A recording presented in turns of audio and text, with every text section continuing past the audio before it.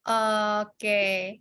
Sekali lagi saya ucapkan salam. Assalamualaikum warahmatullahi wabarakatuh. Salam sejahtera untuk teman-teman semuanya. Sekali lagi saya ucapkan terima kasih sudah bergabung di webinar Belajar Bareng Lentera pagi ini. Perkenalkan, saya Sela. Buat teman-teman yang sudah pernah berkomunikasi dengan saya, baik melalui email, WhatsApp, ataupun melalui sosial media, saya pribadi senang banget bisa menyapa teman-teman pagi hari ini secara langsung, walaupun masih secara online, tapi saya percaya sebentar lagi kita bisa ketemu langsung melalui acara-acara offline dan juga acara online lainnya yang akan diadakan oleh Lentera. Nah, bukan hanya saya aja nih yang senang pada pagi hari ini, karena seluruh tim Lentera juga semangat untuk menyapa teman-teman, buat menyapa sore-sore. Tadi juga sudah mulai ada yang ngobrol-ngobrol sedikit. Nah, itu siapa sih? Pasti udah ada yang kenal, tapi nanti kita akan kenalan lagi. Nah, sebelum kita kenalan dengan tim kita satu persatu, mungkin saya mau menjelaskan dulu untuk webinar pada pagi hari ini ya. Jadi buat teman-teman yang sudah bergabung, pasti tahu bahwa webinar hari ini kita akan membahas tentang editing. Nah, topiknya ini sangat menarik dan juga relevan pastinya bagi penulis dan juga bagi teman-teman yang baru mulai mendalami dunia kepenulisan. Untuk materi webinar kita pada pagi hari ini, topiknya adalah penting bagi penulis untuk memahami penyuntingan atau teknik editing yang akan langsung dibawakan oleh senior editor Lentera, yaitu Mas Resutanto. Untuk penyampaian materi akan dibawakan kurang lebih 40-45 menit ke depan, namun secara keseluruhan acara ini akan berlangsung selama 1,5 jam. Jadi buat teman-teman mohon tetap mengikuti webinar kita sampai selesai, karena nanti di akhir acara kita akan membagikan merchandise eksklusif buat teman-teman sore-sore yang beruntung. Oke? Sebelum kita mulai, saya mau membacakan aturan atau tata tertib selama webinar berlangsung untuk memastikan webinar kita pada pagi ini berjalan dengan lancar dan efektif. Yaitu untuk yang pertama, pastikan untuk koneksi internet kamu stabil sehingga kamu bisa mengikuti webinar ini sampai selesai. Lalu mohon untuk mematikan atau menonaktifkan suara kamu ketika sesi penyampaian materi sedang berlangsung. Selanjutnya, untuk sesi tanya jawab akan kita buka setelah penyampaian materi. Namun saat penyampaian materi sedang berlangsung, kita juga akan membuka sesi diskusi, dan kami mohon untuk partisipasi teman-teman semuanya yang mau menjawab ataupun bertanya juga boleh, nanti akan dipandu langsung oleh penyampai materi kita. Lalu untuk yang keempat, teman-teman bisa menggunakan fitur chat atau Q&A yang tersedia pada platform webinar untuk bertanya atau memberikan komentar. Kelima, saat ingin bertanya atau menjawab pertanyaan dari kami, teman-teman bisa pencet tombol raise hand terlebih dulu, dan nanti kami akan memberikan kesempatan satu persatu secara bergantian. Dan yang terakhir, dan ini yang paling penting, jangan meninggalkan webinar ini sebelum acara selesai, karena di akhir acara, seperti yang tadi sudah saya sampaikan, kita akan membagikan merchandise eksklusif khusus bagi 2 sora-sore yang beruntung. Nah, beruntungnya gimana nih? Untuk pemilihan pertama, kita akan memilih teman-teman yang aktif selama webinar ini, baik aktif secara diskusi ataupun yang aktif secara bertanya kepada penyampai materi kita. Lalu yang kedua, kita akan memilih secara acak atau memilih secara undian dengan menggunakan spin wheel online. Dan nantinya nama teman-teman akan muncul yang terpilih, dan itulah yang berhak mendapatkan merchandise eksklusif dari kita. Oke, kita lanjut saja. Sebelum kita masuk ke inti acara kita akan kenalan langsung nih dengan founder dan juga CEO dari Lentera, yaitu Mbak Anastasia. Pasti teman-teman juga sudah ada yang pernah ngobrol dengan beliau, baik melalui sosial media, email, ataupun mungkin WhatsApp, gitu kan. Dan sekarang beliau akan memperkenalkan diri secara langsung sekaligus memperkenalkan tentang profil Lentera. Waktu dan di tempat, dipersilakan Mbak Ana. Terima kasih Sela. Hai sore-sore semuanya. Terima kasih loh udah datang di sini dan jujur saya senang sekali bisa bertemu dengan kalian semua walaupun masih secara virtual, tapi nggak lama lagi kita akan membuat acara yang semoga kita bisa bertemu secara langsung gitu ya, kopi darat lah gitu istilahnya. Oke, tanpa berlama-lama lagi, saya mau memperkenalkan sedikit aja tentang Lentera. Mungkin sore-sore sekalian udah banyak yang tahu ya tentang Lentera itu, cuman ini mungkin saya perjelas lagi lah gitu. Apa sih Lentera? Coba, Oke, Lentera adalah sebuah aplikasi e-library yang mempublikasikan dan menerbitkan buku-buku bermutu, baik fiksi maupun non-fiksi dalam bentuk digital yang dapat diunduh melalui Apple Store dan Android Store. Jadi kita itu sifatnya adalah e-library ya gitu. Jadi perpustakaan digital gitu. Kita memang ada menerbitkan juga, cuman fokusnya kita adalah di perpustakaannya itu. Dan siapa orang-orang di balik Lentera? Lentera itu adalah saya sebagai foundernya, ada Pak Gaspar sebagai co-foundernya, ada Sela sebagai PR strategist, ada Tanto, Josephine, dan Port City sebagai IT developernya.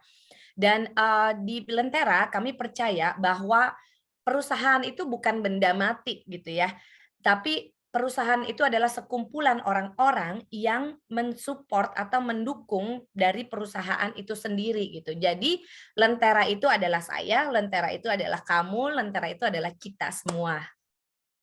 Visi Lentera itu sendiri, kami ingin menjadi oase bagi pelaku dan penikmat literasi bermutu dengan menggunakan teknologi terkini. Jadi kalau saat ini teknologinya itu masih ada di aplikasi yang rame, ya kita ikutin juga ada di aplikasi. Tapi mungkin beberapa tahun mendatang, mungkin teknologi metaverse sudah bisa dipergunakan. Jadi kita bisa nih baca buku dengan dengan VR gitu ya. Jadi kita pakai kacamatanya terus kita baca gitu aja gitu loh mungkin. Jadi mungkin kayak slide bisa begitu bisa aja gitu. Jadinya kita memang selalu akan mengikuti perkembangan zaman. Misi Lentera itu sendiri ada 3, jadi ada turunannya dari si visinya ini. Yang pertama tentunya menghadirkan pengalaman membaca bacaan bermutu yang menyenangkan dengan menggunakan teknologi yang sesuai dengan perkembangan zaman gitu. Jadi kita nggak anti teknologi lah ya gitu. Kalau misalkan sekarang lagi pada ributnya di Chat GPT atau di AI, ya udah kita ikutin aja, kita beradaptasi aja dengan teknologi gitu ya. Karena kalau kita nggak beradaptasi dengan teknologi nanti akan ketinggalan juga kok gitu, pasti semuanya akan ke sana larinya gitu. Dan kita juga memiliki misi untuk meningkatkan minat baca masyarakat Indonesia yang katanya saat ini rendah, cuman menurut saya sebenarnya nggak rendah-rendah amat, cuman mungkin parameternya itu belum sampai mengukur ke yang digital. Karena kalau saya lihat tuh pembaca bacaan yang digital itu lumayan banyak kok, banyak banget malah gitu. Dan kemudian misi yang ketiga adalah memperkenalkan literasi Indonesia kepada dunia internasional tanpa mengesampingkan aspek ekonomi bagi para pelaku literasi. Jadi visi yang jauh ke depannya nanti di Lentera, kami ingin membuka Lentera di berbagai macam negara mengikuti sister company kami yaitu Port Cities. Jadi saat ini Port Cities ada di 5 benua dan kami akan ikut aja gitu di sana gitu loh. Karena setiap negara itu pasti punya literasi juga ya, punya buku gitu kan. Jadi kita bisa ada barter gitu ya. Jadi buku-buku Indonesia bisa kita taruh di sana, diterjemahkan ke dalam berbagai macam bahasa dan juga buku-buku mereka juga bisa kita konsumsi supaya ada pertukaran budaya juga di situ. Nah, siapa nih target marketnya Lentera? Ya kamu sebenarnya gitu. Kenapa kamu? Karena kamu semua ada di sini saat ini gitu loh. Memang kalau kita ngomongin secara statistik, secara teorinya lah ya, kami menargetkan generasi Z gitu. Kenapa generasi Z? Karena mereka itu adalah generasi yang tech savvy. Mereka lahir udah ada internet, udah ada gadget gitu. Jadi mereka tuh fasih banget lah menggunakan gadget lah ya gitu, teknologi. Jadinya bukan cuman sekedar baca buku yang dicetak, tapi mereka juga udah biasa gitu baca segala sesuatunya tuh secara digital. Dan mereka itu punya waktu untuk membaca. Mungkin kalau angkatan saya dan ke atas gitu udah yang kayak, aduh mau baca ribet sama kerjaan, ribet sama anak, ribet sama rumah, ribet sama semuanya gitu ya. Jadi memang kalau secara statistik kita menargetkan Gen Z, tapi balik lagi, kita ini targetnya adalah buku, orang-orang yang mau membaca buku dan buku itu tidak mengenal usia dan tidak mengenal batasan apapun. Makanya kita menargetkan semuanya. Apa sih keunggulan Lentera kalau dibandingkan dengan aplikasi-aplikasi lainnya gitu ya? Karena kan banyak nih aplikasi ini ya di luaran sana untuk membaca dan menulis gitu. Kenapa saya harus pilih Lentera gitu? Ada beberapa keunggulan Lentera. Yang pertama, gratis membaca sepuasnya. Jadi kamu yang misalnya alasannya, aduh saya nggak punya uang nih untuk baca buku gitu, nggak, itu udah bukan alasan lagi gitu, karena saat ini kamu bisa baca gratis sepuasnya, dengan membarter nonton iklan. Tapi kalau kamu merasa terganggu untuk nonton iklan mulu gitu, saya pengen banget baca gitu, ya udah kamu upgrade ke premium member. Dan premium member ini harga langganannya itu hanya seharga satu buku lah kurang lebih per bulannya gitu. Dan kita juga menerapkan kontrak non eksklusif sehingga kamu bisa mendapatkan royalti berlapis gitu. Jadi misalnya nih kamu mau publikasikan buku kamu di Lentera, terus kamu mau publikasikan lagi di tempat yang lain atau juga mau dicetak gitu, itu terserah kamu. Jadi kamu bisa memanfaatkan aset kamu untuk mendapatkan double, triple atau quadruple royalti lah, itu tergantung manajemennya kamu sendiri gitu. Dan koleksinya kami adalah standar penerbitan. Jadi tidak seperti aplikasi lainnya yang semua penulis bisa langsung mengupload. Kalau di Lentera itu kita harus ada kurasinya dulu gitu. Jadi kami ingin memastikan bahwa buku yang dipublikasikan itu memang buku yang layak untuk dipublikasikan. Dan kami juga menyediakan editor secara gratis gitu. Jadi teman-teman nggak perlu kalau kayak self publishing itu kan harus bayar ya jasa editor, jasa layouter, jasa cover dan lain sebagainya gitu. Kalau di Lentera itu kita yang provide kecuali cover. Kecuali kalau kontrak eksklusif baru cover kita provide. Tapi kalau non eksklusif covernya itu di provide sendiri supaya teman-teman bisa pakai juga ke tempat yang lain gitu. Kalau eksklusif kan tidak boleh dipakai di tempat lain ya gitu. Dan kita tidak bisa ditangkap layar. Jadi kalau ada teman-teman yang khawatir nih nanti di screenshot terus nanti dibagi-bagiin ke orang gitu kan. Nah itu kita nggak bisa. Kalau di screenshot layarnya langsung gelap gitu. Jadi nggak kelihatan. Dan lagi pula karena kita gratis. Jadi sebenarnya sih penerbit apa yang ngebajak itu buang-buang waktu juga ya gitu. Ngapain juga dia harus ngebajak barang yang gratis terus dia nggak bisa dijual juga kan gitu logikanya gitu ya. Dan kita ada perlindungan anak di bawah umur. Jadi nantinya kita akan memberikan fitur yang melink atau menghubungkan antara pengguna dengan usianya. Jadi kalau misalkan usianya itu masih di bawah umur, masih kategori anak-anak ya, 12 tahun ke bawah, dan dia hanya bisa membaca buku-buku yang sesuai dengan usianya yang 12 tahun ke bawah itu. Atau untuk iklannya itu sendiri, kalau misalkan diambil yang gratis, itu iklannya dia akan disesuaikan juga dengan usia si anak gitu. Jadi nanti nggak ada iklan rokok, nggak ada iklan yang inappropriate lah ya untuk anak-anak usia di bawah umur gitu.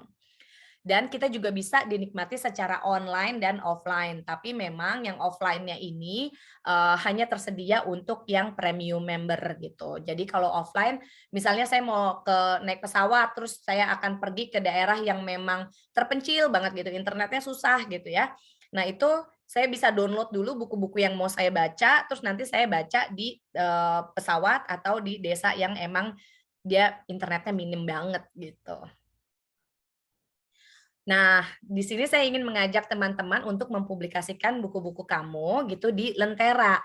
Apa sih keuntungannya? Seperti tadi yang sudah saya bilang pertama ya, itu kontraknya non eksklusif. Ada pilihan yang non eksklusif sehingga kamu bisa menikmati royalti berlapis. Dan kami menerima buku yang sudah pernah dipublikasikan. Jadi aset kamu nih misalnya kamu pernah terbitin buku dulu sama penerbit A gitu ya, itu misalnya tahun 2000 gitu dan sudah tidak dicetak ulang, sudah tidak terikat kontrak lagi. Biasanya penerbit-penerbit lain tuh nggak ada yang mau gitu untuk menerbitkan kembali karena ini udah pernah diterbitin bukan buku baru gitu. Kalau di Lentera itu nggak masalah gitu. Taruh aja lagi, hidupkan lagi aset kamu karena siapa tahu masih ada yang mau baca gitu di situ. Jadi kamu bisa tetap mendapatkan royalti. Dan kami juga menyediakan kontrak eksklusif. Kontrak eksklusif ini memang kami yang memilih. Jadi kalau misalkan kita lihat buku kamu kasih naskahnya dan ini bukunya bagus banget gitu ya. Dan terus belum pernah diterbitkan di tempat lain gitu dan kami tertarik untuk bekerja sama lebih dalam.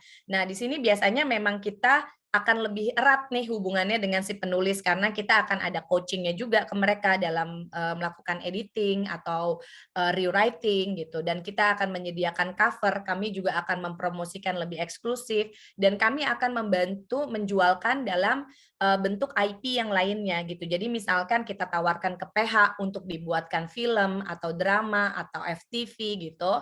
Terus juga kita juga bisa kerjasama dengan penerbit cetak dan mereka akan mencetak buku-buku kamu dan right cetaknya itu bisa mereka beli ya, tapi digitalnya tetap milik Lentera gitu. Jadi kurang lebih bisa banyaklah yang bisa kita perbuat dengan kontrak eksklusif ini. Dan untuk di Lentera juga kami menerima berbagai macam genre. Jadi misalnya nih, kalau di aplikasi lainnya itu kan fokusnya hanya untuk drama ya gitu tuh, fiksi lah, drama fiksi. Kalau di Lentera kami menerima segala macam jenis. Jadi baik fiksi, non fiksi, terus juga kalau yang fiksinya itu sendiri ada fandom, ada apa namanya, drama, thriller dan lain sebagainya gitu ya. Kalau di non fiksinya bahkan skripsi pun gitu kita nggak keberatan untuk nerima gitu loh. Jadi kenapa? Karena sifatnya adalah perpustakaan. Jadi kita ingin memprovide segala macam literasi yang mungkin bisa menjadi referensi bagi teman-teman sora-sore sekalian. Nah, gimana sih perhitungan royalti di Lentera? Gampangnya nih, kita ngitungnya itu ada dua jenis ya, tergantung dari pembacanya gitu. Jadi ada pembaca yang membernya freebie, ada yang member premium. Kalau member freebie itu ada iklan. Gampangnya kita bagi dua aja deh, 50-50 antara penulis dengan penerbit gitu. Dari iklan yang didapatkan. Iklannya ini kita nggak bisa di-skip ya, jadi emang harus dipaksa nonton orangnya. Jadi ibaratnya nih kalau di YouTube ini jatuhnya jadi AdSense gitu. Ini kurang lebih perhitungannya, ilustrasi perhitungannya. Dan kemudian yang di member premium karena dia tidak ada iklan, jadi kita pukul rata untuk di Rp20 per halaman per buku gitu.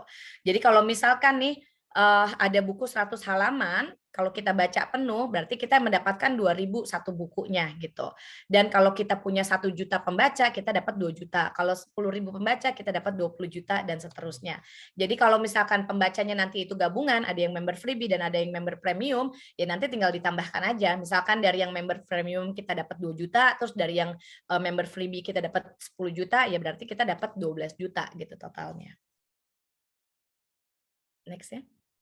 Oke, saya tertarik nih untuk bergabung bersama Lentera. Apa yang harus saya lakukan ya? Jadi pertama, kamu kirimkan naskah kamu. Kamu boleh kirimin 5 bab pertama aja kalau misalkan kamu ngerasa takut nih nanti dibajak atau apa gitu. Tapi perlu diingat kita nggak akan ngebajak. Kenapa?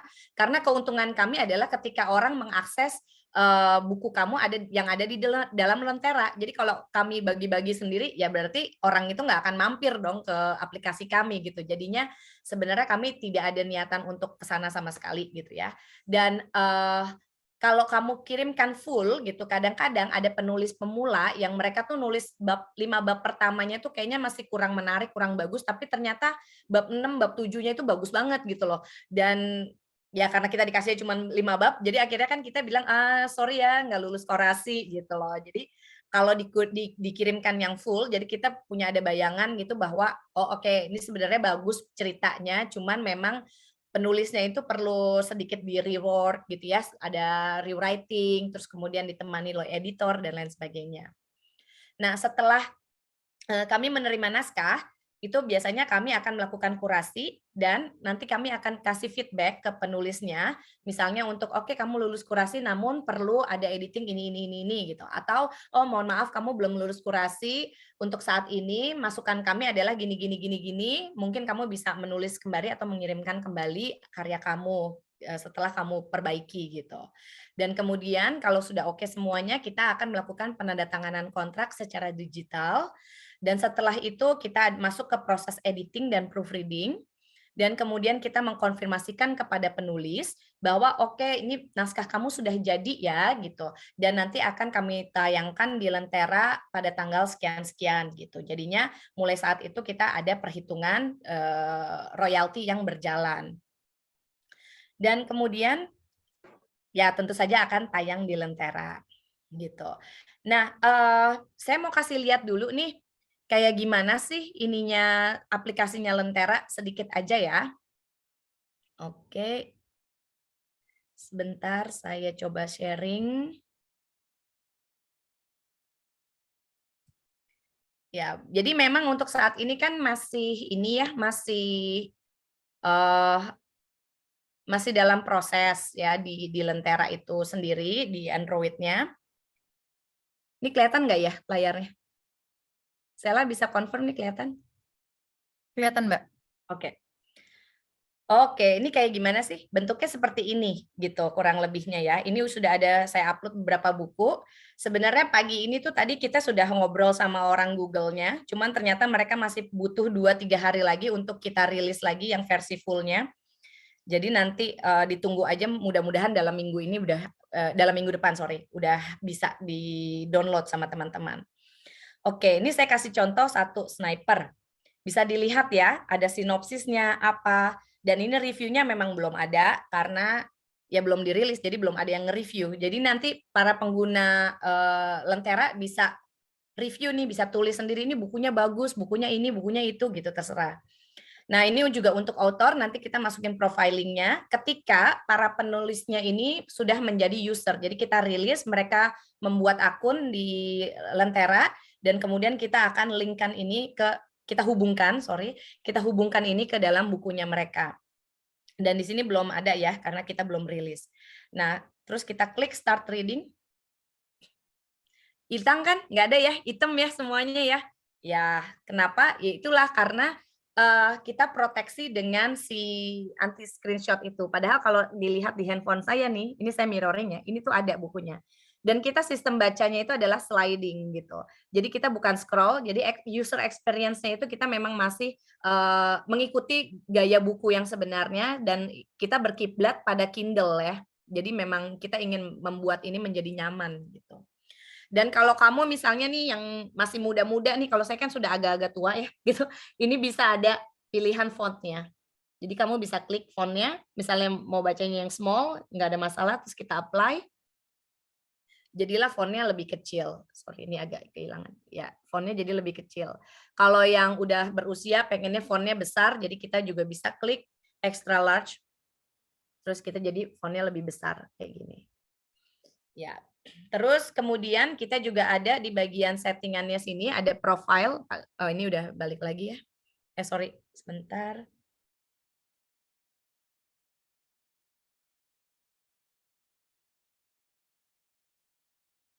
Ya. Ini kita bisa lihat ada profilnya, ada my account, terus ada application setting, my book, dan help. Jadi kalau di my account-nya ini kelihatan ada membership-nya apa dan lain sebagainya. Saat ini memang semuanya masih freebie karena kita belum aktifkan yang premium-nya, karena nunggu masa dulu ya. Kalau udah ada banyak masanya baru kita masukin yang premium. Terus yang my book di sini, ini buku yang udah saya baca. Jadi ada 2 buku. Nanti kita juga bisa melakukan kayak semacam kompetisi atau men-challenge diri kita sendiri dalam 1 bulan itu kita baca berapa buku sih gitu. Dan nanti bagi penulis di bawahnya itu ada tulisan books that I write gitu. Saat ini kan saya bukan penulis jadi nggak muncul gitu. Tapi buat penulis nanti ada tulisannya books that I write. Jadi nanti buku-buku yang kamu tulis itu kamu bisa lihat buku saya yang A itu udah dibaca berapa orang, buku saya yang B dibaca berapa orang, apa aja komennya dan lain sebagainya.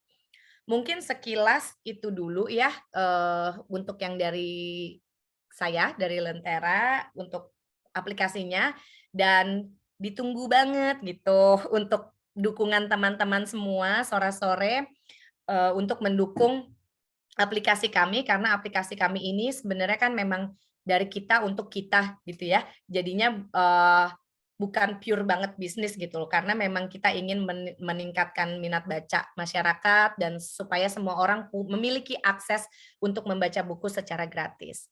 Dan ini media sosial kita, linknya silahkan di-follow untuk mendapatkan update-update informasi dari kami.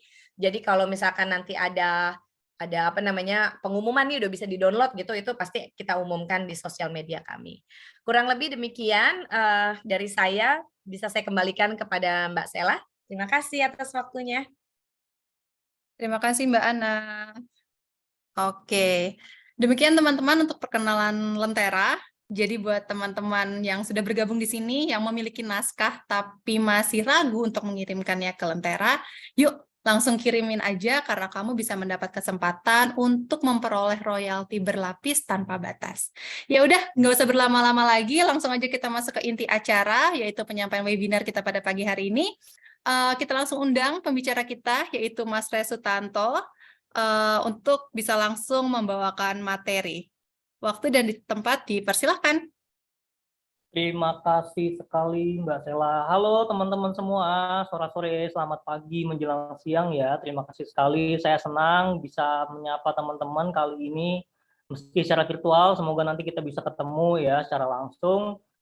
Saya akan menemani teman-teman untuk beberapa waktu ke depan dari acara ini gitu ya, di acara webinar penting penulis paham menyunting gitu.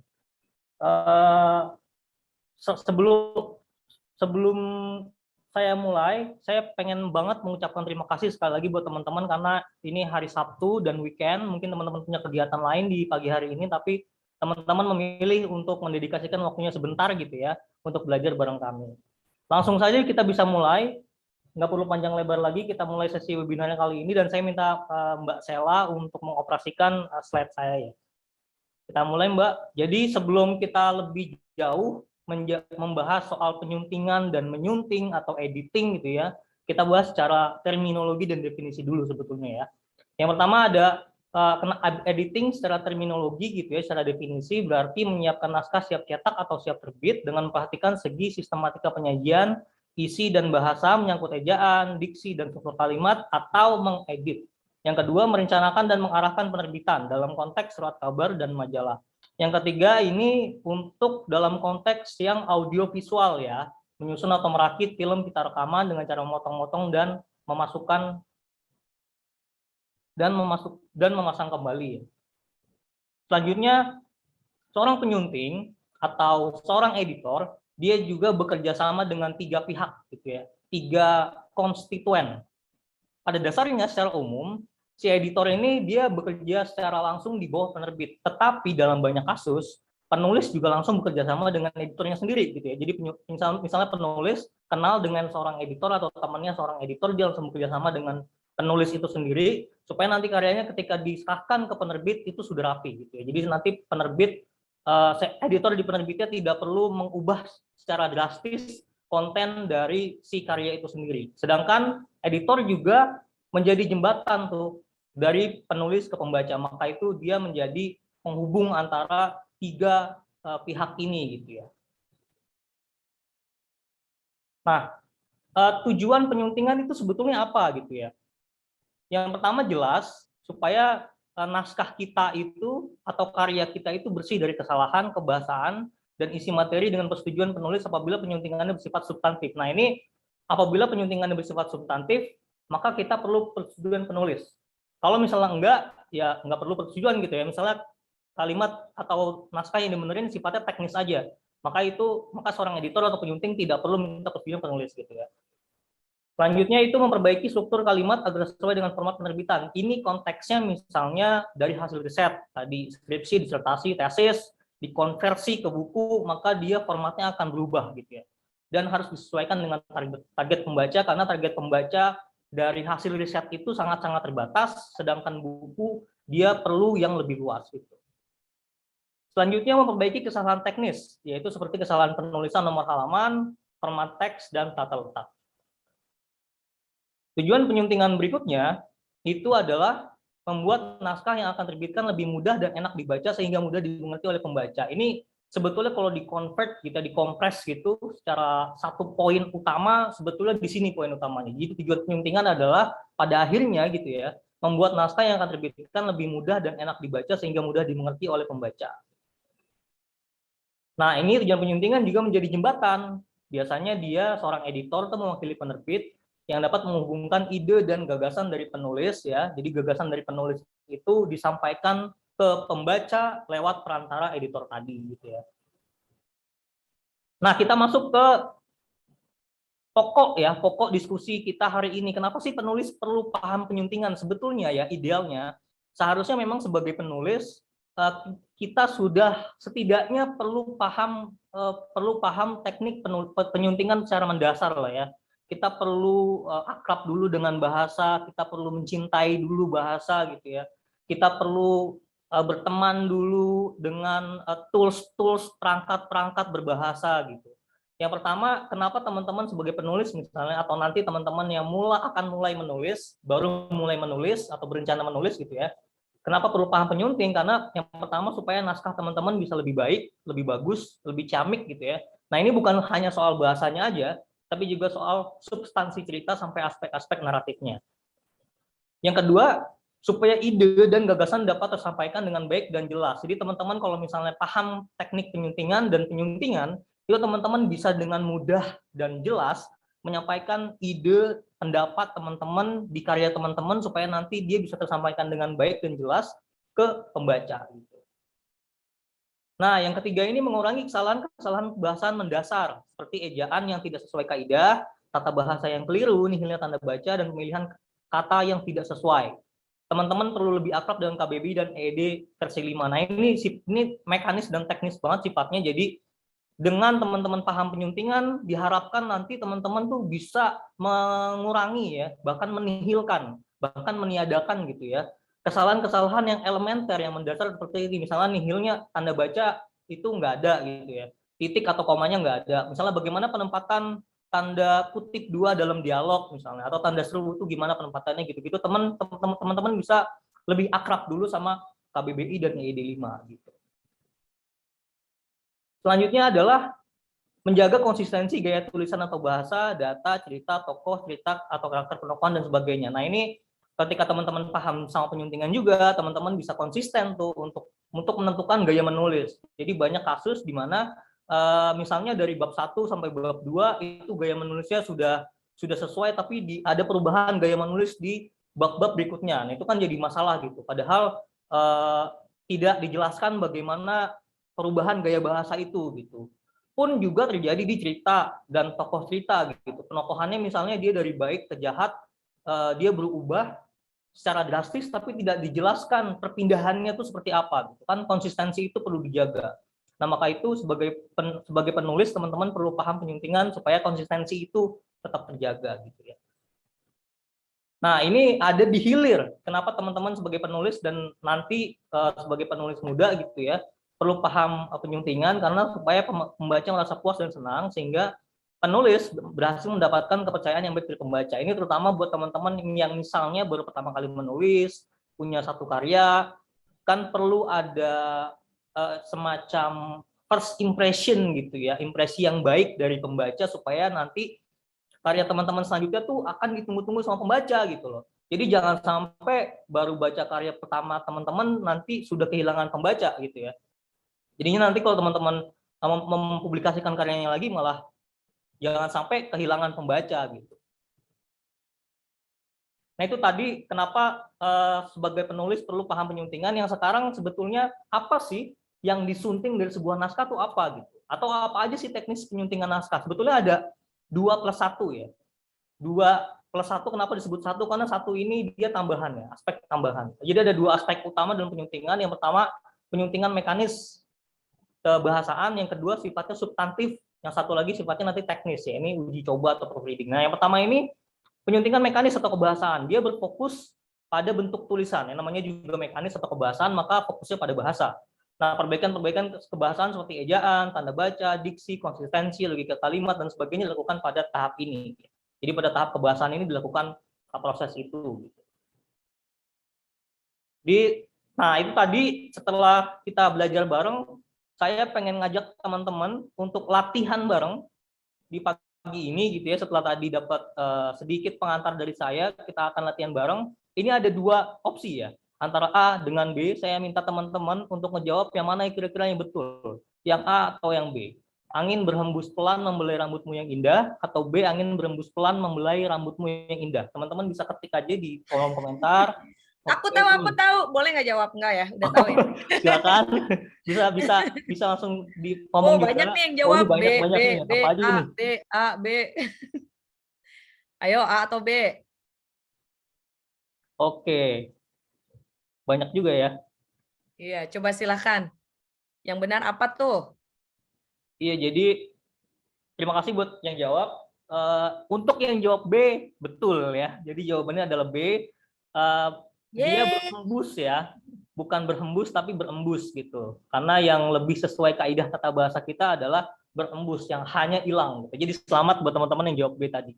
Selanjutnya kita latihan lagi antara A dengan B. Dia tetap saja berbicara tanpa mempedulikan sekitarnya, atau B, dia tetap saja berbicara tanpa mempedulikan sekitarnya. Silakan A atau B teman-teman.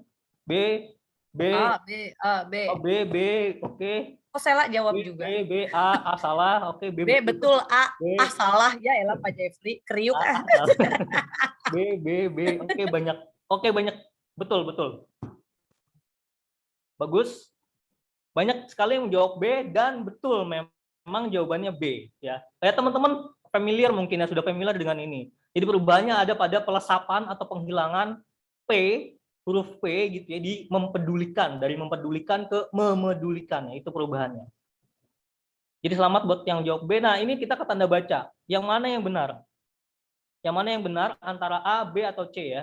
Sebentar ya Bu, aku ingin membeli Rubicon dahulu. Atau sebentar ya Bu, aku ingin membeli Rubicon dahulu. Atau sebentar ya Bu, aku ingin beli Rubicon dahulu. Oke, yang mana ini ada C, 3 orang C lagi. Ini beli Rubicon A, macam beli ciki di warung ya. A Beli dengan Rubicon C. dulu ya Bu, bentar gitu. Ada C, ada A lagi. Oke. Banyak yang jawab C, ada A juga. Ya, oke, terima kasih teman-teman yang jawab ini antara A dengan C ya, tapi saya lihat di sini banyakkan yang C ya. Dan yang jawab C sebetulnya betul ya. Yang jawab C betul karena kenapa? Jadi perlu ditempatkan koma sebelum kata kata seru ya. Ya itu masuk ke kata seru gitu. Kalau kita buka EYD versi 5 itu ketahuan gitu. Kita bisa lihat bahwa ada penempatan tanda koma sebelum ya dan sebelum kata sapaan Bu. Itu jadi yang membedakan A dengan C adalah peletakan tanda koma sebelum ya. Jadi yang benar adalah C gitu. Nah, selanjutnya kita balik lagi ke materi. Setelah tadi ada penyuntingan mekanis atau kebahasaan, kita masuk ke jenis penyuntingan yang fokus pada konten tulisan, yaitu substantif. Namanya aja sudah substantif, jadi dia pasti fokusnya ke konten tulisannya. Nah, penyuntingan ini mencakup beragam masalah penulisan, mulai dari hal kecil sampai besar, seperti struktur organisasi atau sistematika naskah. Dalam konteks karya fiksi, non-fiksi, semisal hasil penelitian berupa skripsi, tesis disertasi, pembongkaran struktur pembahasan agar sesuai dengan format buku dilakukan pada tahap ini. Jadi untuk naskah non-fiksi misalnya ya, itu pembahasannya bisa dibongkar ya, itu masuk ke dalam penyuntingan substantif. Jadi nanti kita ada contohnya juga bagaimana pembongkaran itu dilakukan.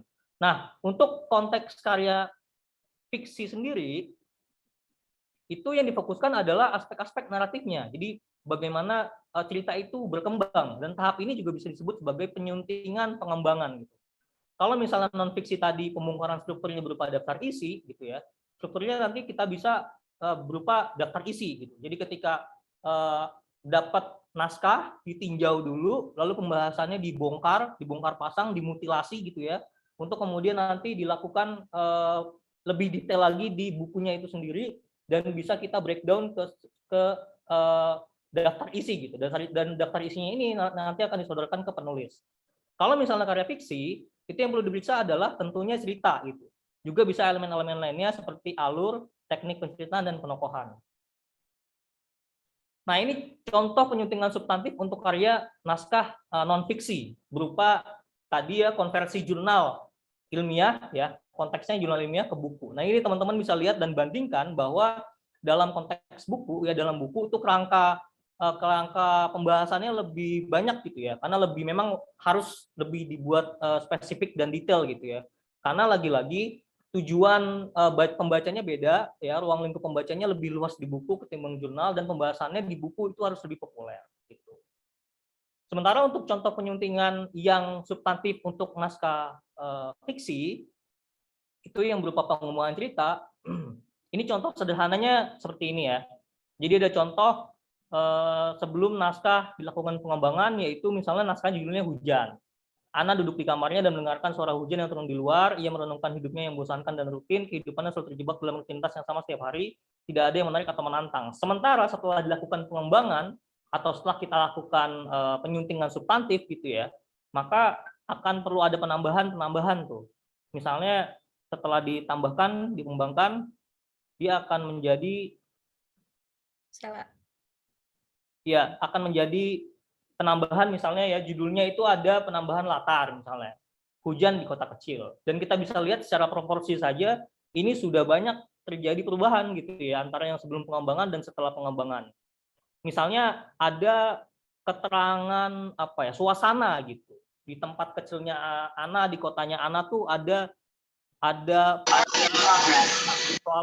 selalu tenang dan sunyi gitu ya. Hingga pada suatu hari langit menjadi kelam dan angin mulai bertiup kencang. Bisa juga nanti ditambahkan petir mulai menyambar atau langit menjadi gelap gitu ya. Dan itu masuk ke tahap pengembangan cerita gitu.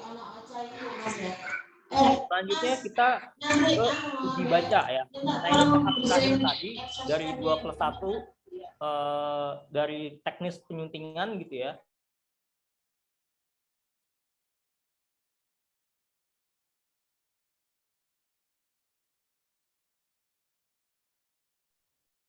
Dia uji baca ini bisa dibilang sebagai proses. Sorry, mungkin bisa mundur lagi sedikit, tadi nggak sengaja Tanto ke mute. Oke. Diulangin ya.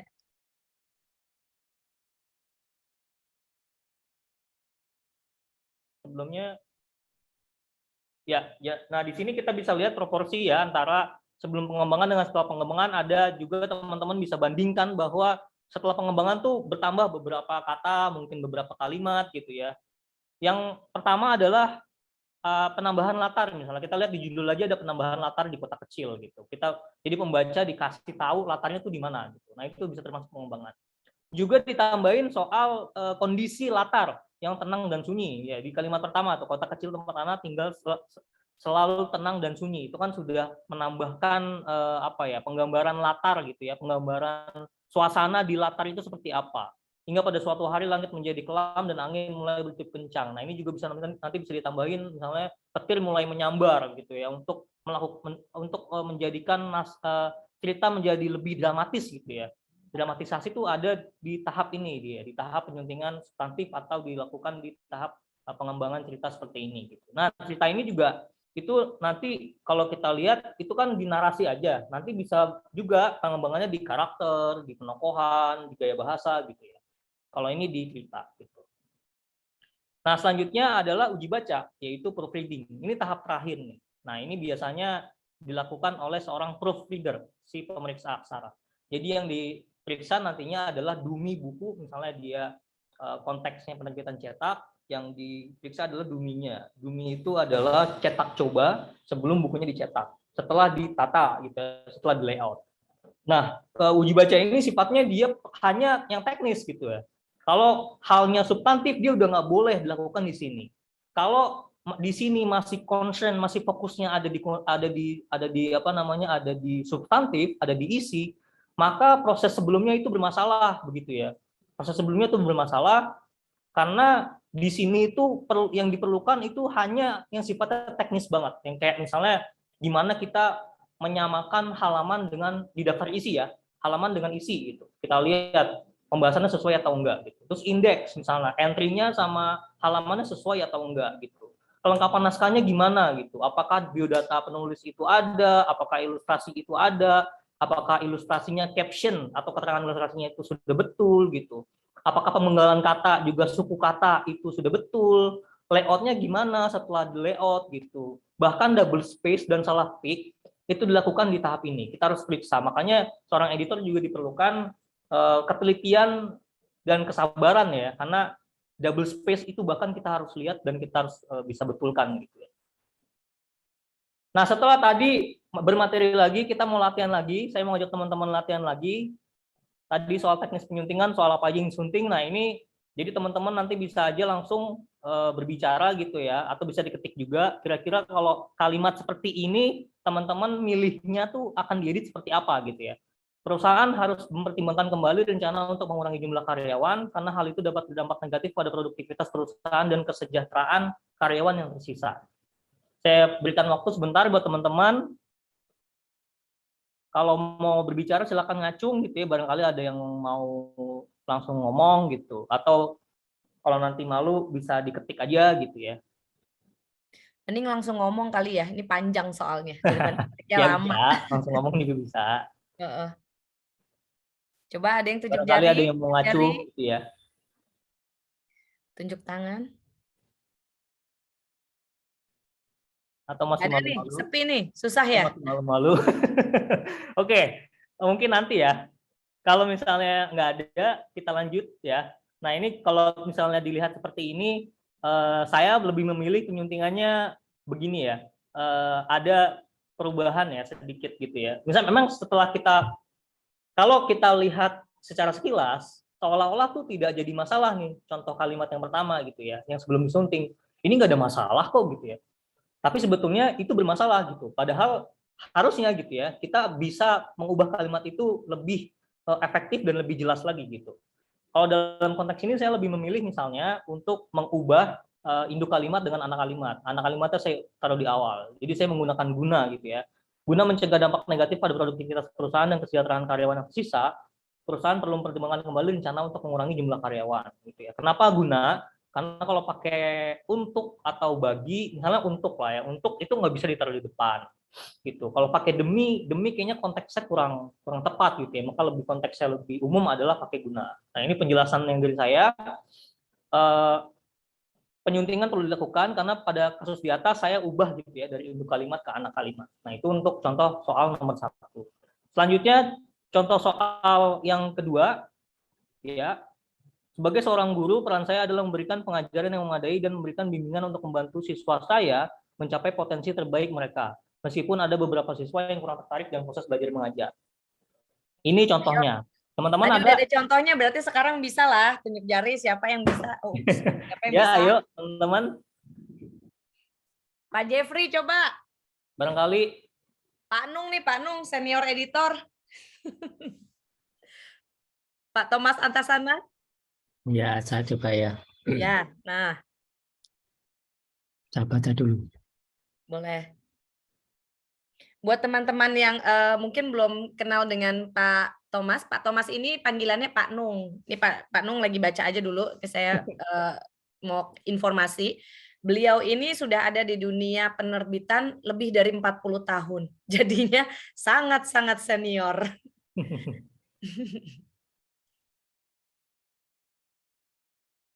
Sebagai seorang guru, penting agar siswa tertarik dalam proses belajar mengajar. Itulah peran utama guru, sehingga dalam memberikan pengajaran harus memadai dan memang membantu siswa dalam mencapai potensi terbaik mereka. Kira-kira seperti itu. Bagus. Jadi intinya ini kita mulai dari masalah bahwa guru itu memang harus menarik cara memberikan itu. Tapi ini saya kan ya sekilas saja ya. Ya. Tapi intinya itu, kita mulai justru dari bahwa mengajar itu harus menarik. Ya. Karena percuma kalau kita berusaha mengajar tapi tidak didengar. Ya. Itu sih. Okay. Jadi intinya ke situ. Ya. Terima kasih Pak Nung. Ya, sama-sama. Apa teman-teman ada lagi? Tidak ada ya. Ya, jadi sebetulnya dalam penyuntingan sebetulnya tidak ada yang benar atau salah ya. Barangkali hanya ada yang tepat atau tidak tepat aja ya. Sesuai selera, lagi-lagi sesuai selera, sesuai bahasa dan gaya bahasa, sesuai standar juga nanti penulis masing-masing penerbit kan punya aturan. Mereka punya gaya selingkungnya masing-masing gitu ya. Nah, tadi kalau misalnya Pak Nung memilih untuk mengedit seperti itu, kalau saya misalnya itu lebih memilih sebagai kayak gini ya, sebagai seorang guru, tugas saya adalah memberikan pengajaran yang memadai dan memberikan bimbingan agar siswa dapat mencapai potensi terbaik mereka, meskipun beberapa siswa kurang tertarik dalam proses belajar mengajar.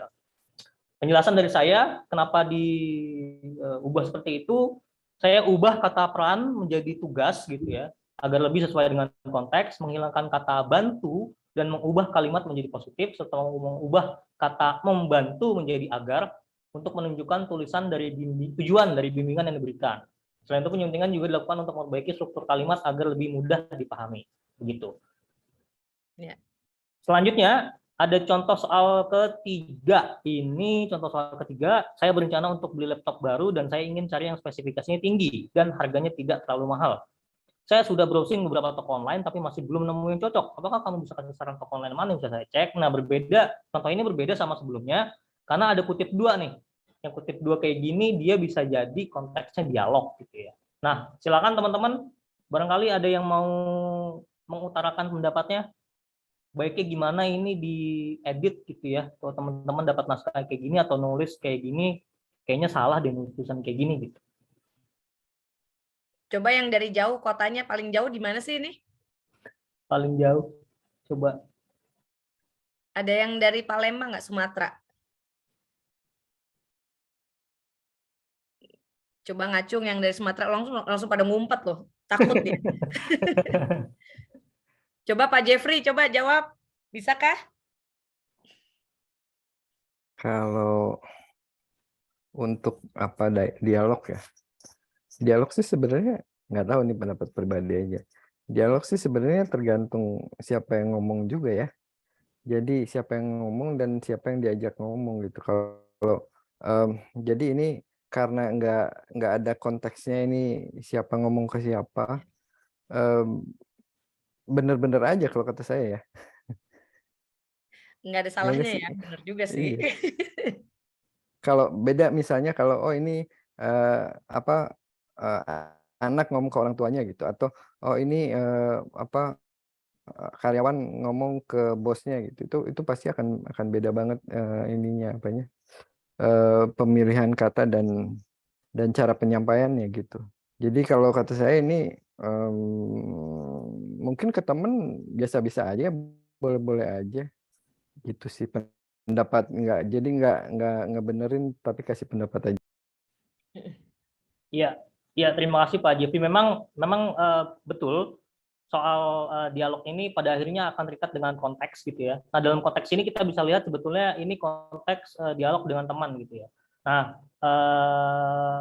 juga nanti perbaikannya bergantung dengan gaya bahasa dari si penulisnya, karena ini kan berkaitan dengan dialog lagi-lagi ya. Kadang tuh dialog memang disetting ya, disetting atau ditulis secara informal gitu ketimbang narasi. Nah, kalau saya lebih memilih yang setelah disunting gitu ya, saya berencana membeli laptop baru berspesifikasi tinggi, tetapi dengan harga yang terjangkau. Nah, ini kita bisa lihat dari kalimat pertama sudah saya ubah lebih kompak lagi gitu ya. Kan ada 2 dan di situ ya. 2 dan itu kan penghubung setara ya. Saya kemudian pakai penghubung yang negasi, ada tetapi di situ karena dia pengen harganya yang lebih terjangkau atau yang nggak terlalu mahal atau yang murah lah ibaratnya gitu ya. Nah, saya sudah browsing saya ganti pakai telusur atau menelusuri beberapa toko daring, saya ganti ya dari online ke daring, tetapi belum menemukan produk yang cocok. Bisakah kamu memberikan saran toko daring yang bisa saya telusuri? Nah, ini penjelasan dari saya, kalau misalnya dia informal sebetulnya, padanan-padanan yang seperti online atau browsing itu bisa juga nggak diganti gitu. Disesuaikan saja sama gaya bahasa si penulisnya atau naskahnya mau seperti apa.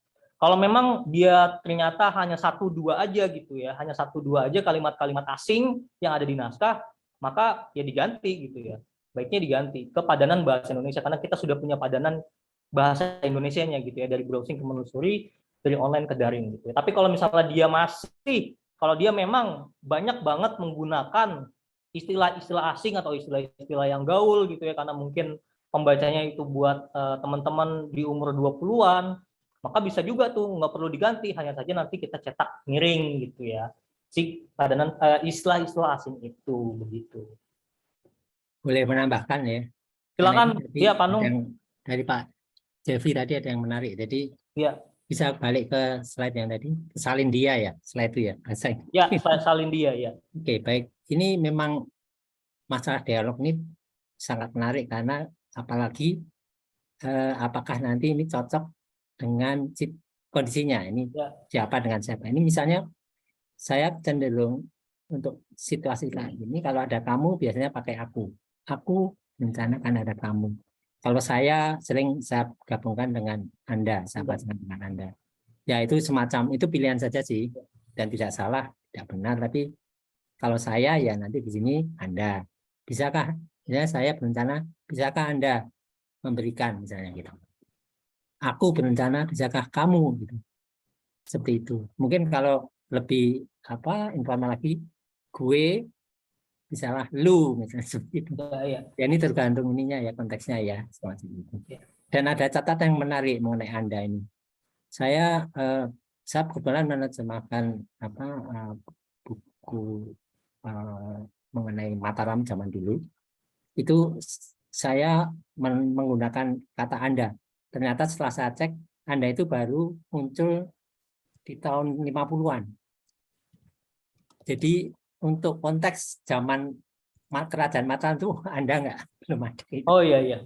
Ya semacam itulah catatan semacam ini. Ini karena dalam dialog ya, kita menggunakan Anda. Padahal itu zaman itu mungkin ya kalau bahasa Jawa pakai Kisana atau lah salah, jadi semacam itu Andika atau kamu saja biasa. Bahasa Melayu waktu itu ada ya. Ya ini semacam apa ya tadi yang disebut sama Pak Jadi ini dialog ini memang harus hati-hati. Ya itu aja sih, terima kasih. Ya, oke, terima kasih Pak Nung ya untuk tambahannya. Kita bisa lanjut. Ya, nah ini kalau teman-teman misalnya penasaran gitu ya dengan ada berapa sih jenis jenis penyunting atau editor sesuai dengan tanggung jawabnya masing-masing di penerbitan. Barangkali nanti teman-teman belum punya bayangan gitu ya, kalau teman-teman kirim naskah tuh kemana gitu ya, atau nanti siapa sih yang nangani naskah saya gitu ya di penerbitan. Itu yang pertama adalah penyunting ini ada editor kepala, chief editor atau editor in chief gitu ya. Tugasnya mengontrol, mengatur, memimpin, dan mengeluarkan kebijakan strategis. Gitu. Yang kedua, itu ada editor pelaksana atau managing editor. Ini mengatur semua kegiatan pelaksanaan, teknis, proses editorial. Dia juga bisa disebut sebagai supervisor ya, karena sifatnya supervisi. Pokoknya intinya dia tuh orang yang mengorkestrasi ya, atau mengorganisasi aktivitas harian. Urusan redaksional, editorial tuh editor pelaksana ya. Selanjutnya yang ketiga itu ada editor bagian atau section editor, dia atau editor akuisisi atau editor senior editor. Kenapa banyak slash atau ya penyebutan lain gitu ya? Karena masing-masing penerbit penyebutannya beda-beda gitu ya.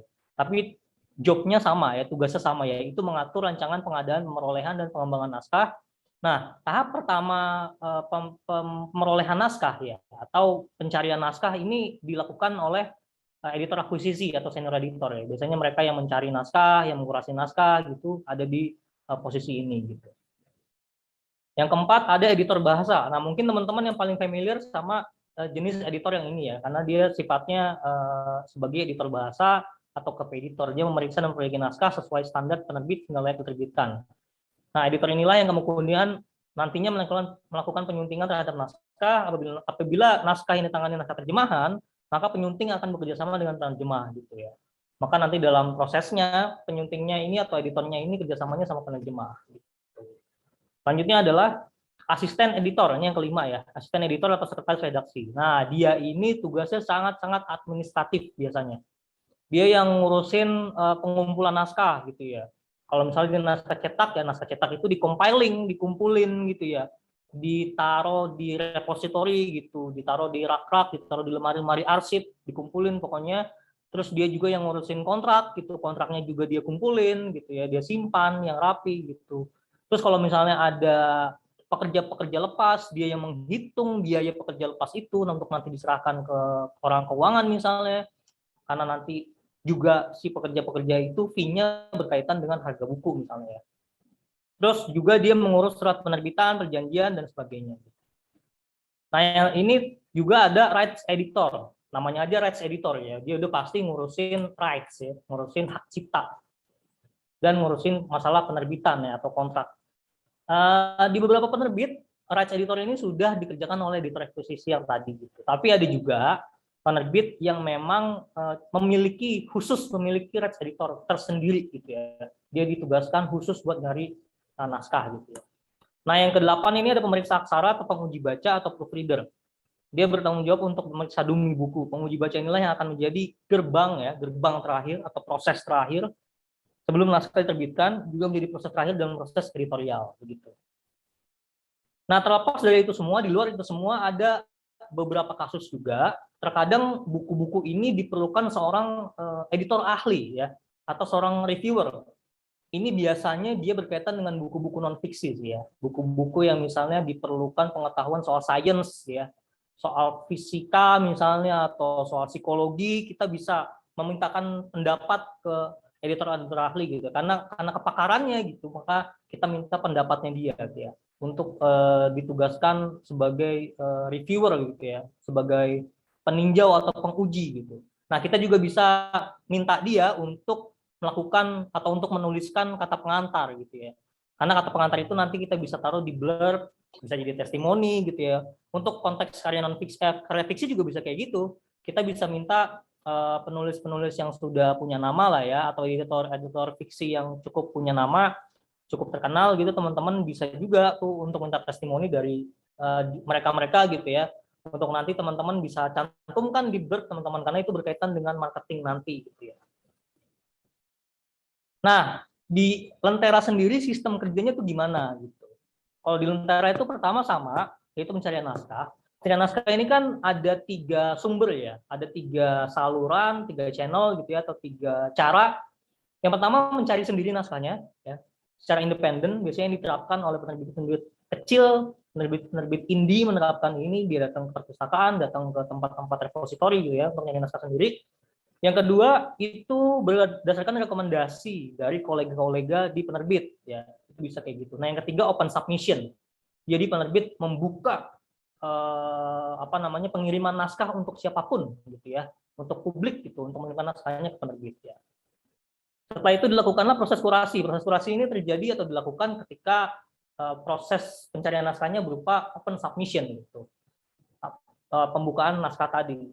Maka perlu dilakukan proses kurasi. Kurasi ini penilaian yang mana yang baik, yang mana yang tidak, yang mana yang bisa kita terbitkan, yang mana yang tidak. Gitu ya. Jadi setelah proses kurasi selesai, setelah kita menemukan, oh ini yang bisa kita terbitin, naskah ini bisa kita terbitin, kita pilih, kita akuisisi naskahnya, kita peroleh naskahnya, gitu ya. Kita kontak lagi penulisnya mau nggak untuk diterbitin ya, karena kita senang sama naskah kamu. Gitu ya.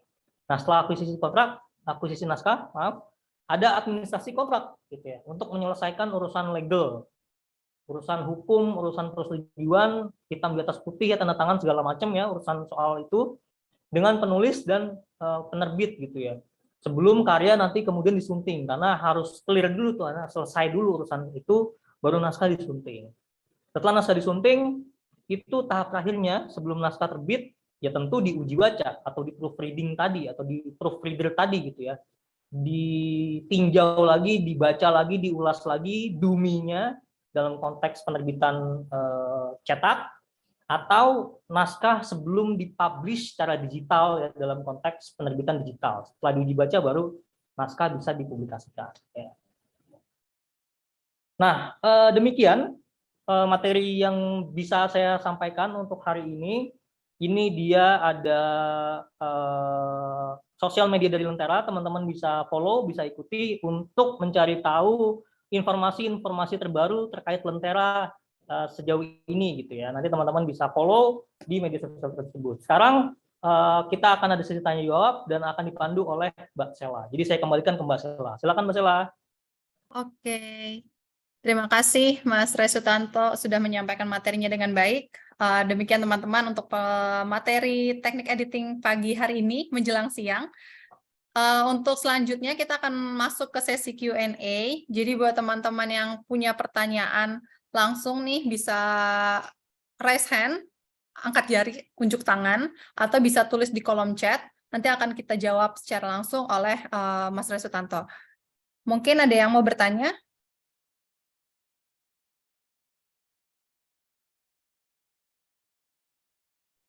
Atau kalau mau nambahin tadi kayak Pak Jepri atau Pak Nung juga boleh banget tuh. Ya. Oke, iya betul banget. Kita open untuk diskusi karena ini jatuhnya kan kita memang diskusi ya. Kita tukar ilmu bareng. Kalau ada yang mau menambahkan atau ada yang mau memberikan pendapat, kami persilahkan.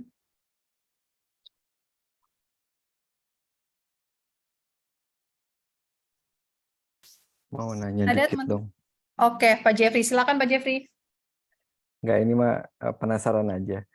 Kalau dilihat dari proses tadi kan berarti kurasi itu mau nggak mau agak sedikit subjektif ya. Maksudnya kan menentukan naskah yang mana yang akan diterbitkan atau enggak gitu. Itu nggak bisa lepas dari subjektivitas nggak sih? Maksudnya tergantung siapa yang mengkurasi juga gitu. Misalnya si A, misalnya ini si A itu dia nggak suka banget sama cerita romance yang menye-menye gitu misalnya. Terus ada naskah yang masuk 2, cuma boleh pilih 1. Terus yang 1 tuh action, sementara 1 drama yang kayak gitu, pasti mau nggak mau akan terpengaruh. Pendapat pribadi nggak sih? Ini mah nanya aja. Gimana? Oke, terima kasih Pak Jeffrey. Mungkin ada yang lain, kita tampung dulu ya pertanyaannya. Mungkin kita pilih dulu nih 3 penanya dulu. 3 penanya pertama. Oke, ini ada Mbak Endah. Izin bertanya, dalam buku online apakah lebih banyak narasi atau percakapan, Kak? Oke, kita tampung dulu ya Mbak Endah, nanti akan kita jawab. Mungkin satu penanya lagi. Sebelum kita jawab pertanyaan sebelumnya Pak Jeffrey dan juga Mbak Endah.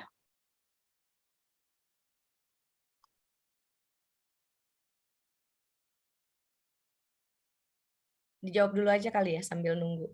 Oke, boleh ya udah. Langsung dijawab aja dulu sambil yang lain mungkin lagi merumuskan apa pertanyaannya. Silakan Tante.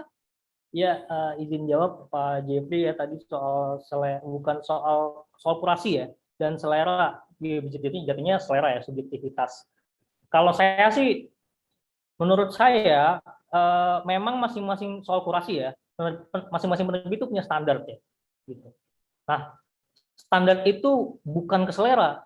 Jadinya kalau misalnya gimana kita ada novel romance yang menye-menye dengan novel action. Nah itu kan nggak vis-a-vis ya, nggak apple to apple kita bandingin kayak gitu.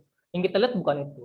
Yang kita lihat adalah tools ya, yang kita lihat adalah perangkat bercerita, perangkat narasinya. Kalau misalnya dalam konteks naskah fiksi gitu ya. Kita lihat logika ceritanya gimana, kita lihat pengembangan ceritanya gimana, kita lihat ceritanya ini make sense atau enggak. Kita lihat ceritanya ini menarik atau nanti bisa menjual atau enggak. Atau misalnya kalau kita kaitkan dengan eksklusif ya, kontrak eksklusif di Lentera, naskahnya itu kan bisa kita pandu gitu ya, bisa kita nanti penulisnya bisa kita coaching bareng gitu ya, supaya naskahnya bisa lebih baik gitu. Jadi kalau misalnya berkaitan dengan selera, itu kalau subjektivitas jelas ada. Tapi kalau soal selera, misalnya tadi yang dicontohkan adalah bagaimana romance yang dikaitkan dengan misalnya ada naskah action, itu tidak begitu ya, karena perbandingannya beda. Kalau romance ya dengan romance maka dia akan apple to apple. Tapi kita lebih kepada standar penerbit punya standar dan penilaiannya itu analisis ya, sifatnya analisis. Kalau misalnya di sastra ya analisis sastra, tools sastra yang digunakan. Kita lihat penokohannya gimana, kita lihat karakternya gimana. Kan nggak lucu kalau ceritanya lompat, kalau ceritanya tidak masuk akal gitu ya. Kalau misalnya di bab awal si perempuan udah mati tapi dia hidup lagi, loh itu kan bukan cerita yang realisme magis seperti Eka Kurniawan misalnya. Dari awal dia sudah pakai pendekatan realis gitu. Kenapa tiba-tiba lo hidup lagi? Kalau dari awal pendekatannya sudah realis ya nggak bisa. Emang lo mati suri? Kalau mati suri dijelaskan lo, kayak gitu. Ya. Itu sifatnya kurasional dan standar dari penerbit biasanya seperti itu ya. Kita pakai tools bercerita. Kalau misalnya dia fiksi ya kita pakai perangkat sastra lah ya. Kalau non fiksi ya kita bisa lihat data, kita bisa lihat soal tema yang diangkat, subjek ide kayak gitu-gitu. Yang kedua tadi apa ya? Mungkin aku mau tambahin sedikit Oh boleh? iya, silakan Mbak. Ya, karena saat ini di Lentera itu sendiri saya masih melakukan kurasi juga sebagian ya barengan sama Tanto di sini. Kenapa? Karena Lentera ini masih baru. Jadi saya pingin memberikan arahan yang benar gitu. Jiwanya Lentera tuh kayak gimana gitu. Dan terus terang banyak banget gitu buku-buku yang saya baca, yang saya kurasi itu tidak sesuai dengan selera saya sama sekali gitu. Karena mungkin kan saat ini banyak penulis yang masih muda ya yang di Gen Z gitu. Dan kalau buat saya tuh kayak, aduh ini buku apa sih SMA banget gitu ya, intinya gitu. Tapi tetap saya harus baca. Saya baca semuanya dan kemudian saya lihat juga bahwa it's not about me. Ini bukan tentang saya, ini bukan selera saya. Kita ini ibaratnya perpustakaan, toko buku gitu. Jadi di kami para editor itu kita harus selalu memikirkan bahwa ini loh kita harus melayani selera seluruh masyarakat, seluruh pembacanya si Lentera gitu. Jadi walaupun nggak sesuai sama selera saya ya itu urusan lo gitu. Itu urusan pribadi saya. Nantinya ketika saya mau baca ya saya nggak usah pilih yang itu gitu kan. Saya pilihnya yang saya suka karena saya sebagai pembaca. Tapi kalau saya sebagai editor akuisisi, saya akan pilih ya itu sama seperti yang tadi Tanto bilang ya, ini akan laku enggak, ini nulisnya bener enggak, ini toolsnya bagus enggak gitu. Jadi memang enggak, kita harus mengesampingkan masalah selera ini gitu. Ya, mungkin bisa dilanjut untuk menjawab yang kedua tadi Sela apa ya? Pertanyaannya dari Mbak Enda, dalam buku Ah. online apakah lebih banyak narasi atau percakapan? Oh, oke. Untuk Mbak Enda, apakah paling banyak narasi atau percakapan? Ya, kita balik lagi Mbak ke masing-masing naskah gitu ya. Karena ada naskah yang porsinya banyak di narasi, ada naskah yang porsinya banyak di percakapan. Tapi memang ketika saya editing dan melakukan proofreading di Lentera, gitu, naskah-naskah masuk Lentera, memang teman-teman penulis-penulis muda khususnya ini lebih banyak bermain-main dengan dialog. Saya juga nggak mengerti ya. Mungkin karena memang mereka lebih mudah untuk berdialog gitu. Mereka lebih mudah untuk mengantarkan, untuk membawa suasana lewat dialog gitu. Untuk membangun cerita lewat dialog ketimbang narasi.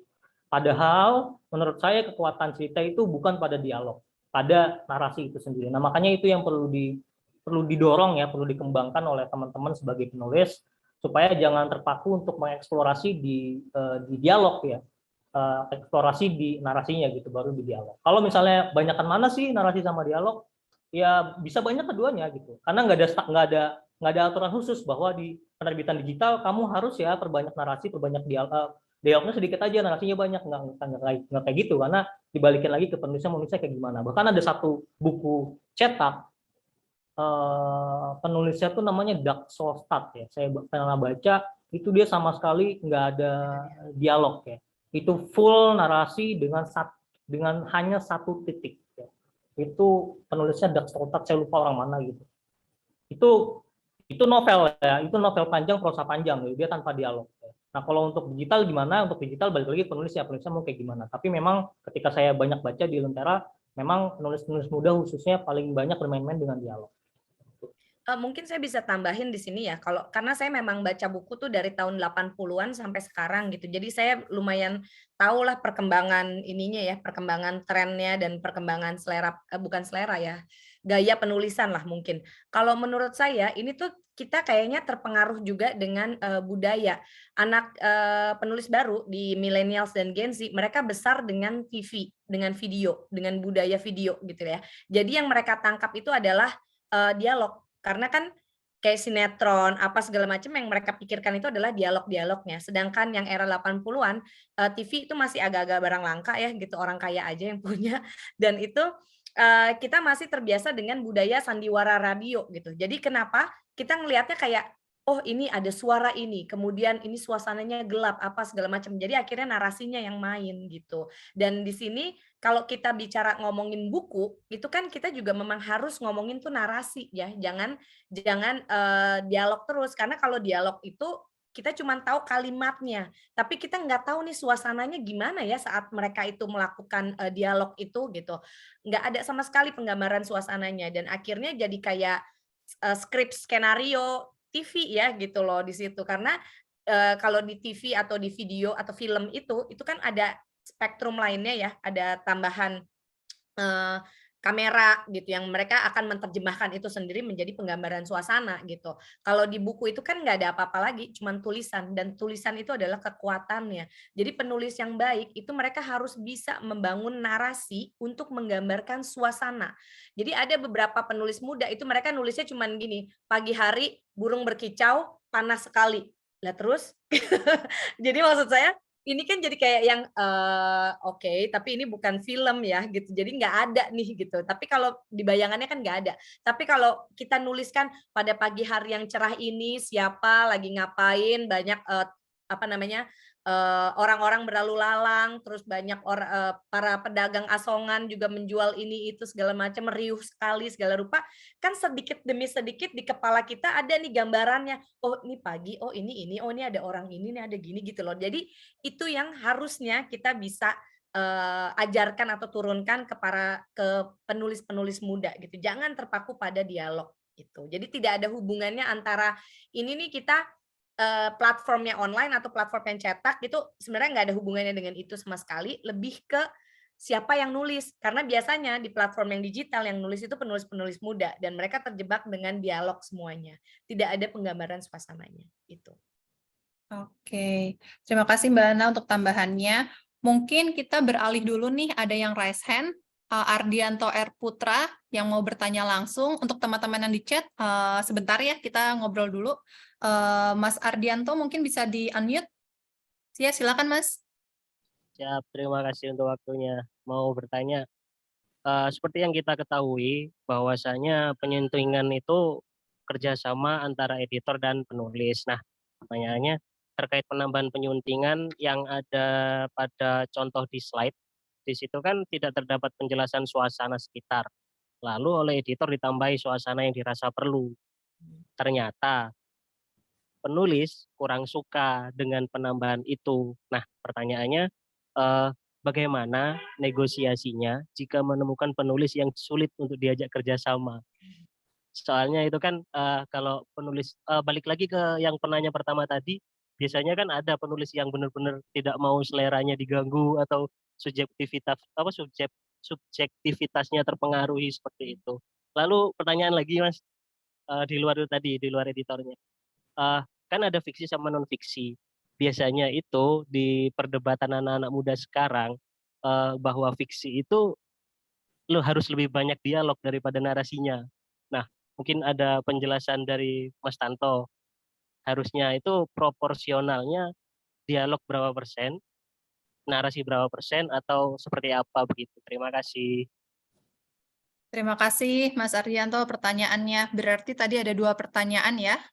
Ini mau langsung dijawab dulu Tanto atau mau kita tambahin untuk yang pertanyaan di chat? Langsung dijawab juga boleh sih. Oke, Ya langsung aja deh, silakan. Iya, biar tektokannya enak gitu ya. Oke, Jadi yang pertama itu soal apa tadi ya? Gue ngeblank. Yang satunya yang kedua aja sih, yang lebih baik dialog atau narasinya. Yang pertama soal kalau pengembangan. penulisnya nggak mau itu ya betul. Nah, mungkin tadi Putra terlewat ya di slide bahwa penyuntingan itu kan contoh penyuntingan substantif ya. Nah, contoh penyuntingan substantif memang tadi betul kata Putra bahwa kita perlu berkomunikasi dengan penulis gitu ya. Tadi kan nggak ada gambaran latar tuh gimana cara kita bernegosiasi pada akhirnya dengan penulis. Ya, kita sebagai editor sebetulnya harus punya alasan yang kuat ya untuk bisa kenapa itu perlu ditambahkan gitu, kenapa itu perlu dikembangkan. Saya kira ya, dan saya rasa gitu. Kalau misalnya penulis memang dia terbuka untuk segala macam masukan dan ingin naskahnya itu lebih berkembang dan lebih baik, itu dia bisa diskusi secara sehat sama editornya gitu, bahwa barangkali ada sisi-sisi lain atau penilaian-penilaian lain di luar diri saya sebagai penulis yang tidak bisa saya lihat dan itu dilihat oleh seorang editor, karena itu tugasnya editor. Tugasnya editor itu kan sebagai evaluator, dia sifatnya evaluatif gitu ya. Dia membaca teks itu bukan sebagai penikmat gitu.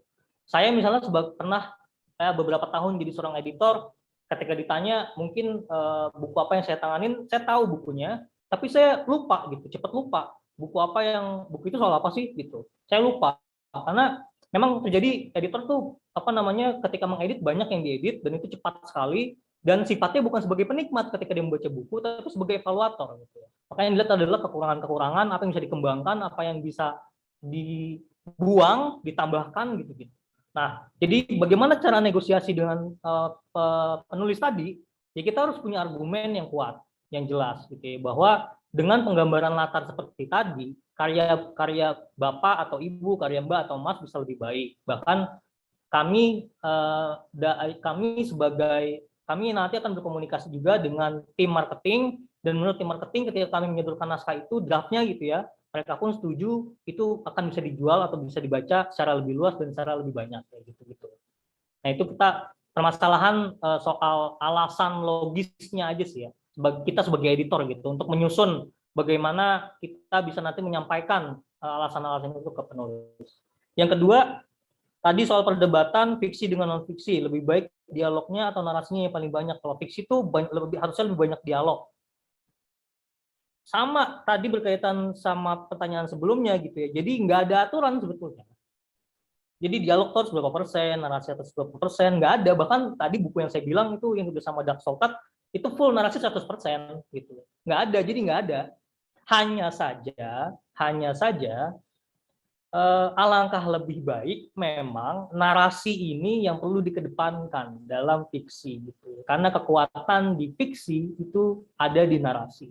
Dialog itu hanya berupa bantuan ya, perangkat bantuan, bahasa bantuan untuk misalnya melemparkan sebuah jokes ya. Kalau misalnya dia ada jokes atau ada sindiran-sindiran gitu ya, atau antara bonding ikatan gitu ya antara dua karakter, dua tokoh di dalam satu cerita itu lewat dialog. Tapi semua penggambaran itu soal latar, soal tempat, waktu, kejadian, momen, sesuatu yang kita benci, yang kita ingat, sesuatu yang bisa kita eksplorasi, semuanya itu lewat narasi gitu.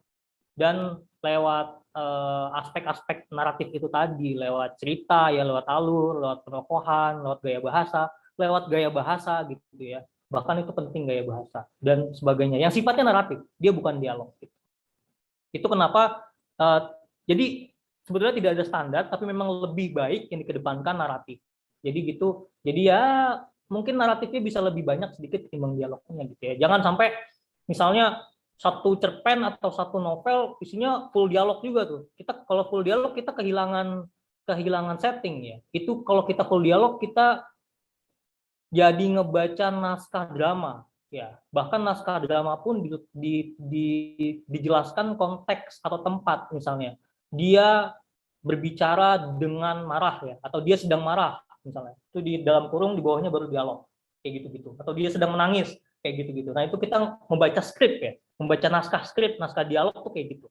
Nah, jangan sampai karena itu prosa panjang ya, novel atau cerpen bentuknya seperti itu. Karena yang bedakannya ya narasi itu tadi. Gitu. Itu kalau dari saya. Oke, Mas Ardianto mungkin ada tambahan atau mau menambahkan? Atau mau ada pertanyaan lagi?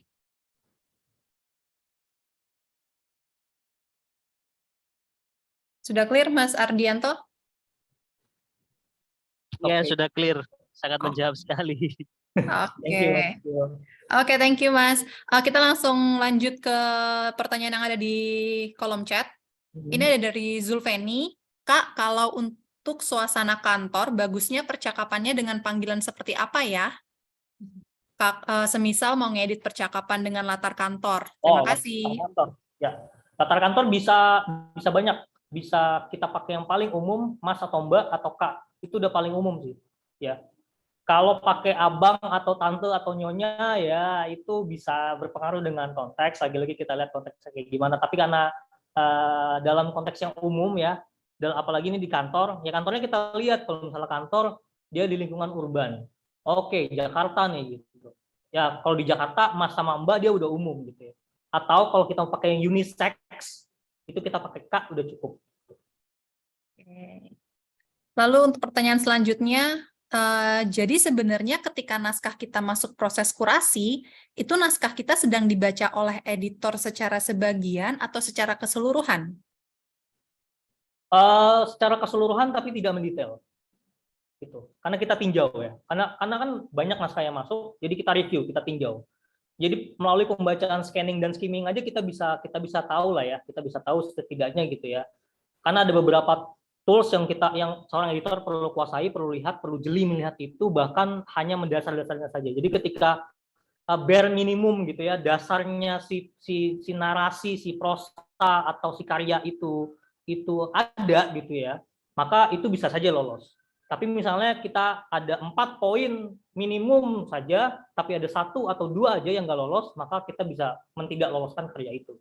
Tapi kita nggak secara komprehensif ya, membaca semua naskah pada proses kurasi gitu. Karena ya lagi-lagi banyak naskah yang ikut antrian yang perlu dikurasi juga, jadi hanya ditinjau saja secara umum gitu melalui teknik skimming dan scanning tadi dan perangkat-perangkat kesusastraan, narasi ya, naratif yang kita lakukan gitu. Oke. Ya. Terus pertanyaan selanjutnya dari Kiki Isbianto, Kak, genre apa yang lagi in dan laris? Genre apa yang lagi in dan laris ya? Ini bingung jawabnya sih, karena semua bisa dijadikan in dan laris ya. Sebenarnya ini semuanya lebih kayak marketingnya aja ya, ya nanti Kiki. bisa. Jadi, Karena kalau teman-teman saya menambahkan sedikit soal dunia editor. Editor juga nantinya akan kerjasama dengan marketing ya dia untuk membantu tim marketing dalam menyuplai ide, menyuplai bahan-bahan yang bisa dijual oleh tim marketing ke publik ya, ke pembaca ya, atau nanti si editor juga bisa jadi moderator, bisa jadi pembawa acara di acara bedah buku, ketemu penerbit, meet and greet, sign gitu ya, tanda tangan dan sebagainya gitu. Kalau pertanyaannya buku apa sekarang yang lagi in dan yang lagi rame, ya semua buku kita bisa jadikan rame gitu ya, terlepas apapun dari genre-nya gitu, dari jenis naskahnya, mau dia horor, mau dia komedi, thriller, apapun kita bisa bikin banyak pembacanya ya. Makanya itu tadi, selama kualitas dari naskahnya itu baik dan dia berkaitan lurus dengan strategi marketing yang baik, itu rumus sederhana sih, rumus yang udah pasti kayak wah itu bisa sih jadi banyak dapat pembaca gitu. Oke. Pertanyaan selanjutnya, ini kalau ada yang mau nanya langsung bisa raise hand ya. Tapi mungkin ini masih banyak yang di chat sekarang. Ini ada pertanyaan selanjutnya dari Imam Hisham. Berkenaan dengan percakapan untuk novel, bagaimana kalau misalkan kita mau membuat percakapan via chat? Bagaimana agar tidak terlalu banyak dan boring? Oh, via chat. Nah, ini saya juga, ya betul. Saya juga baca di karya teman-teman yang udah masuk ke Lentera gitu ya, dan saya sudah edit. Teman-teman nih keliru dalam memiliki kekeliruan dalam menulis chat. Chat ini utamanya WA ya, karena teman-teman tuh ada tuh yang memang dia chat WA grup apa gitu ya, terus nanti muncul orang-orang siapa ya dengan dialog-dialog yang sangat-sangat informal ala-ala WhatsApp. Dan teman-teman itu menuliskannya dengan cetak tebal. Cetak tebal itu sebetulnya dia tidak ramah ya, tidak ramah di mata ya, di mata pembaca. Karena cetak tebal itu hanya untuk judul, subjudul, nama penulis, yaitu cetak tebal. Nah, kalau misalnya teman-teman mau bikin dialog chat kayak gitu, itu ditulisnya miring aja, nggak apa-apa gitu. Tulisnya miring, cuma nanti pas setelah dialognya itu selesai, itu dipisahkan sama narasinya gitu. Jangan langsung di bawahnya narasi, karena khawatir nanti itu masih tercampur dengan si cetak miring itu gitu. Jadi supaya ada penggambaran. Udah gitu, layoutnya juga dibedakan. Misalnya layoutnya dibikin agak ke tengah gitu ya. Jangan di pinggir, nanti berbarengan dengan si narasinya itu sendiri gitu. Dibikin ke tengah, lalu dibikin konteksnya itu misalnya percakapan WA atau apa atau grup apa gitu ya. Nah itu lagi-lagi kan yang pakai penjelasan itu kan narasi ya, bukan dialog gitu. Kalau sepanjang apa dialog WA ya, atau dialog apa sih tadi bilangnya, dialog WA dan sebagainya gitu. Percakapan via chat. Ya, percakapan via chat ya, itu kan dialog WA juga ditulis gitu ya. Itu nggak ada, lagi-lagi nggak ada batasannya supaya boring gitu. Tapi memang seperlunya aja. Karena bagaimanapun itu tergantung cerita yang mau dianterin sama teman-teman gitu. Kalau dia cerpen itu nggak masalah. Misalnya ada juga, saya pernah baca cerpen dari Dea Anugrah. Dia ada satu khusus gitu ya, cerpen yang memang ada dialog isinya WA, dan itu nomor-nomor yang isinya cuma si Dea Anugrah sendiri aja yang tahu gitu. Nah itu dia taruh itu gitu, dan itu nggak berlebihan. Tapi kalau misalnya teman-teman nulis novel dan itu panjang sekali ya, tentu itu mengganggu gitu. Maka disesuaikan aja sebetulnya. Nggak ada porsi yang harus gimana, hanya disesuaikan aja gitu ya. Takutnya memang boring gitu. Oke. Ini kita udah lewat dari jam 11.30, jadi ini mungkin untuk pertanyaan kita tinggal jawab dari sisa pertanyaan yang belum kita jawab ya nih. Ada 3 pertanyaan lagi. Mungkin bisa langsung dijawab nih dari Alda Lola Silaban. Kak, kalau ending cerita menggantung, apa itu cocok nggak dikembangkan? Karena biasanya ending cerita sad atau happy. Ya, cerita menggantung open ending nih, ending yang terbuka dia. Dia kalau misalnya di film dia series ya, bisa dijadiin sebagai series. Bisa dikembangkan ya, bisa. Nggak ada yang nggak bisa gitu ya. Kalau dia sad atau happy, dia close ending misalnya, ya tergantung penulisan juga, tergantung si penulisnya juga mau naskahnya gimana gitu ya. Jadi lagi-lagi balik ke penulisnya dan bagaimana cerita itu dituliskan. Ya, ada cerita semua cerita cocok sama open ending sama close ending tuh cocok semuanya, nggak ada yang nggak cocok gitu ya. Dan dia sangat-sangat bisa untuk dikembangkan, bahkan untuk cerita yang set atau happy ending, dia bisa ada seriesnya juga, dia bisa ada sequelnya atau prequelnya juga kok gitu ya. Soal pengembangan cerita aja sebetulnya gitu.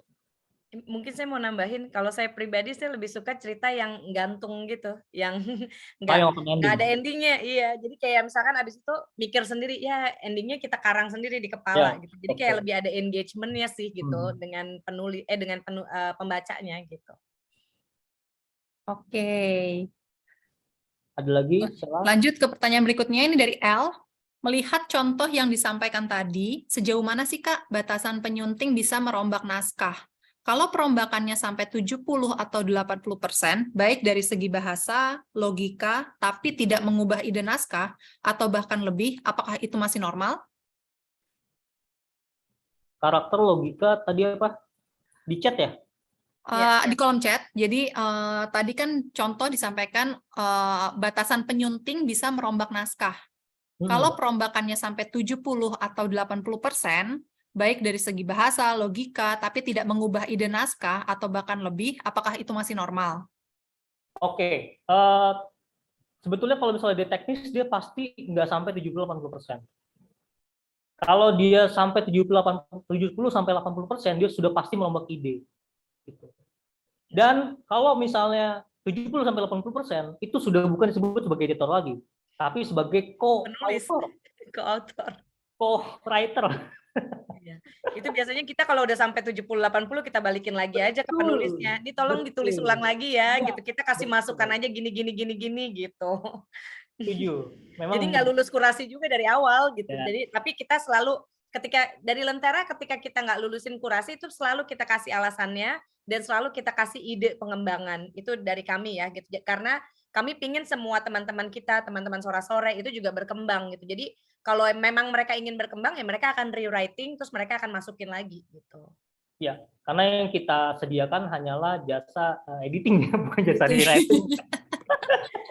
Apalagi sampai jadi co-author ya, aduh pusing gitu. Makanya kalau teknis bagi dia dua dong akan nanti. Nanti royaltinya bagi dua. Iya. Kalau teknis dia nggak akan mungkin sampai 70-80% ya. Udah pasti dia itu kalau 70 sampai 80% udah pasti dia mengubah ide, merombak sama sekali, dan itu bukan tugas editor.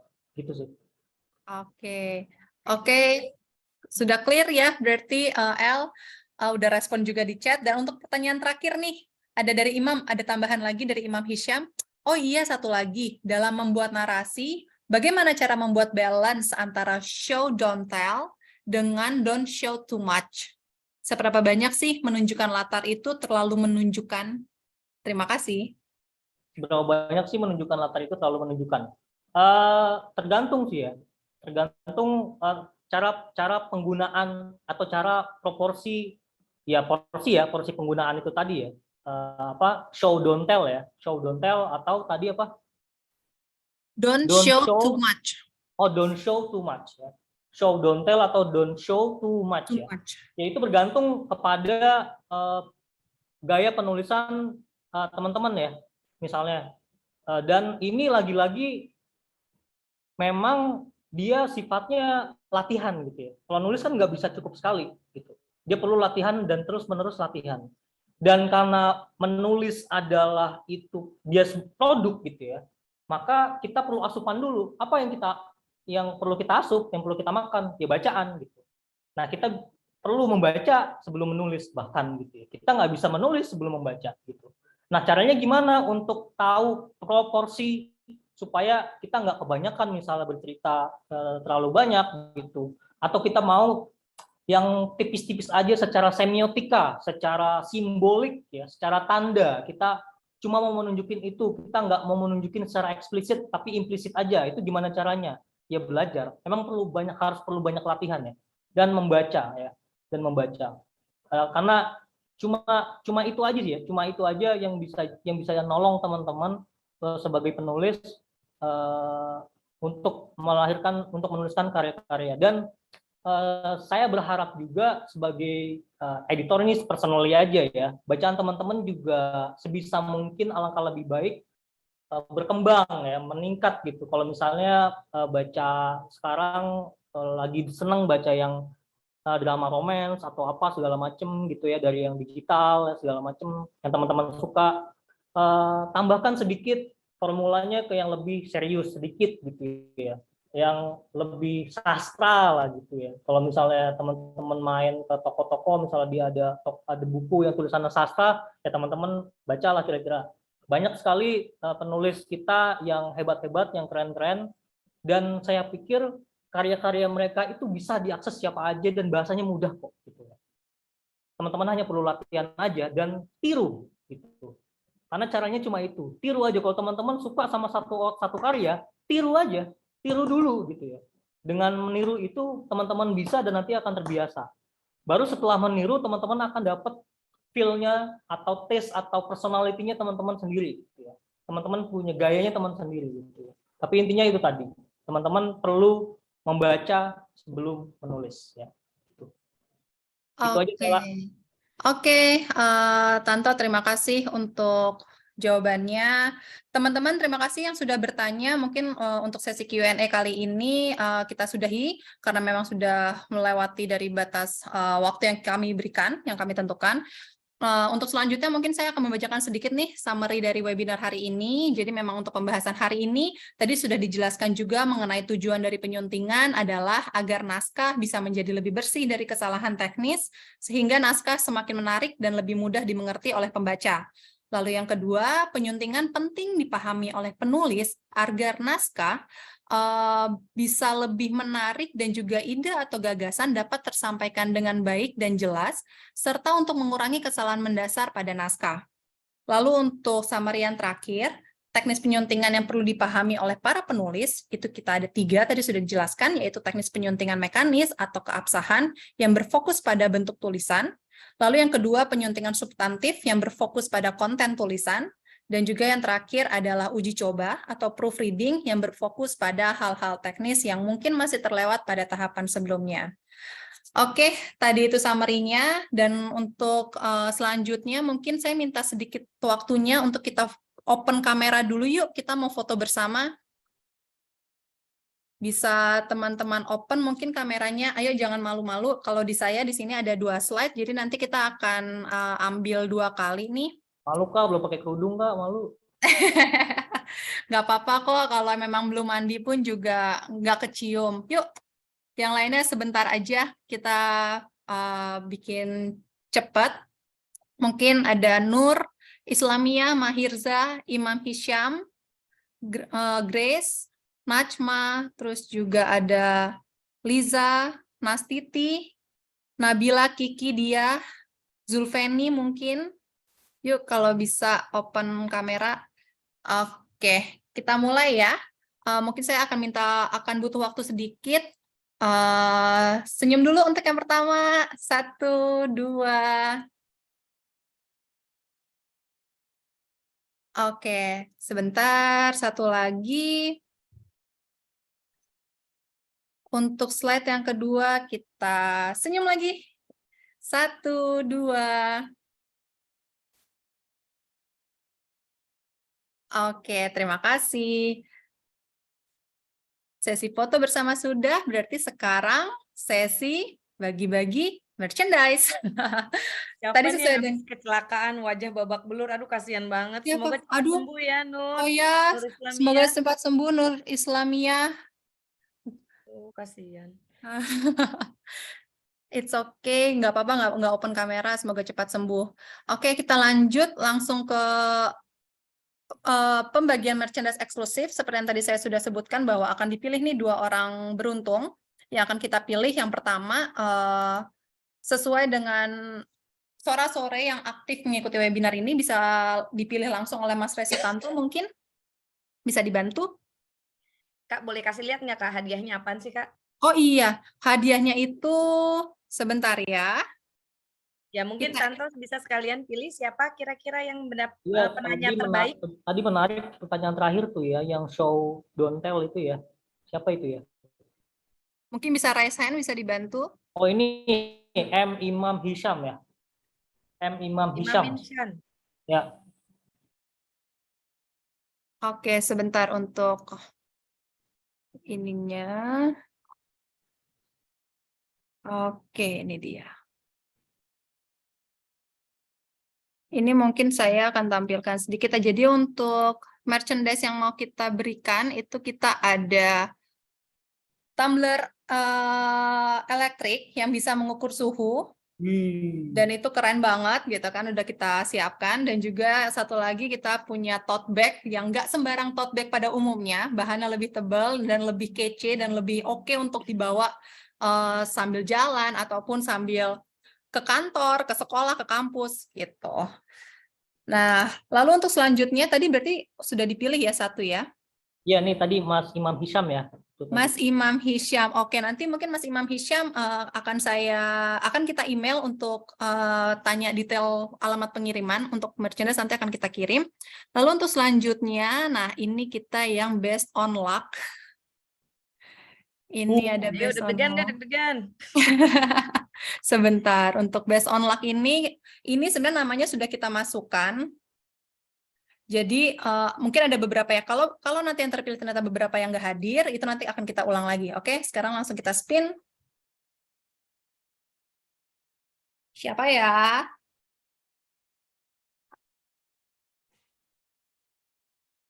Oh, ini ada. Mahirza Putra Aulia. Hadir kan? Wah, Mahirza. Mahirza Lumayan, Putra lumayan. Aulia. Hadir. Aduh, Alhamdulillah. langsung ya. Anak pasar minggu ini mah. Ini Oke, ada Kak Sela, ini ada dari masukan dari Kiki gitu. Nanti boleh tolong Lentera bikin sesi marketing buat pengarang. Nah, udah ada di agenda, jangan sedih. sudah ada di agenda. Tenang aja. Tenang aja, kita sudah mempersiapkan event-event berikutnya. Salah satunya dari sisi marketing. Temanya apa? Tungguin aja. Kamu bisa follow di sosial medianya Lentera yang tadi sudah kita sebutkan, nanti kita sebutkan lagi. Dan mungkin untuk selanjutnya, acara terdekat ya. Untuk acara terdekatnya ini memang kita akan membuat acara webinar juga yang bisa teman-teman ikuti. Namun untuk topiknya ini justru lebih seru karena kita akan membedah kontrak penerbitan. Nah, ini pasti sangat relevan banget dan penting bagi teman-teman penulis untuk mengetahui nih, sebenarnya kontrak yang diberikan oleh penerbit itu sebenarnya yang apa ya? Yang sesuai itu seperti apa sih gitu. Yang adil buat penulis itu seperti apa sih dan kapan tanggalnya? Nanti hari Senin kita akan umumin di media sosial Lentera. Jadi jangan lupa untuk di-follow. Nah, kita sudah bagi-bagi merchandise, berarti sudah waktunya kita harus mengakhiri webinar kali ini. Tapi sebelumnya, saya ingin memberikan sedikit pesan untuk support terus Lentera App, karena kita akan sebentar lagi kita akan merilis aplikasi kita yang tadi sudah didemo oleh Mbak Anastasia, dan kita mohon partisipasi dan dukungan dari teman-teman untuk memberikan feedback dan masukan yang positif. Kalau nanti teman-teman sudah saat menggunakan misalnya kayak kok ada bugs atau kok ini masih hang gitu. Nah, itu kita butuh support dari teman-teman untuk langsung memberikan feedback positifnya ke kita dengan melalui via email bisa, japri ke saya juga bisa kalau yang sudah punya email ataupun nomor WhatsApp saya, atau bisa juga via DM sosial media. Dan juga kalau misalnya nanti ada temannya kamu sore-sore yang juga download terus juga kok ini nggak bisa, gue nggak bisa baca buku lo gitu kan ya. Mungkin juga tolong bantuannya juga, supportnya juga untuk Lentera bisa dijelaskan bahwa, oh iya ini kita masih Lentera masih rilis, masih dalam pengembangan, sebentar lagi akan kita perbaiki. Nah, mungkin itu aja supaya Lentera berjalan dengan lancar, juga buku-buku teman-teman juga bisa dinikmati oleh para pembaca di seluruh Indonesia, bahkan di negara lainnya. Oke? Oke, mungkin dari saya cukup itu. Terima kasih sekali lagi kepada sore-sore yang sudah hadir pada webinar kali ini. Oh ya, dan mungkin saya juga mau menambahkan, tadi ada yang nanya bahwa materi webinar ini apakah akan dikirim? Akan kami kirim beserta dengan sertifikat yang teman-teman juga sudah cantumkan melalui Google Form. Dan juga apakah akan ditayangkan di YouTube? Akan kami tayangkan. Nanti pokoknya semua akan kami informasikan melalui media sosial kami. Kalau begitu, saya Sela, saya undur diri mewakili seluruh tim Lentera. Sampai jumpa sore-sore. Terima kasih. Happy weekend. Senang sekali bisa thank bertemu you. kalian semua. Sampai jumpa selanjutnya. Terima kasih. Terima kasih.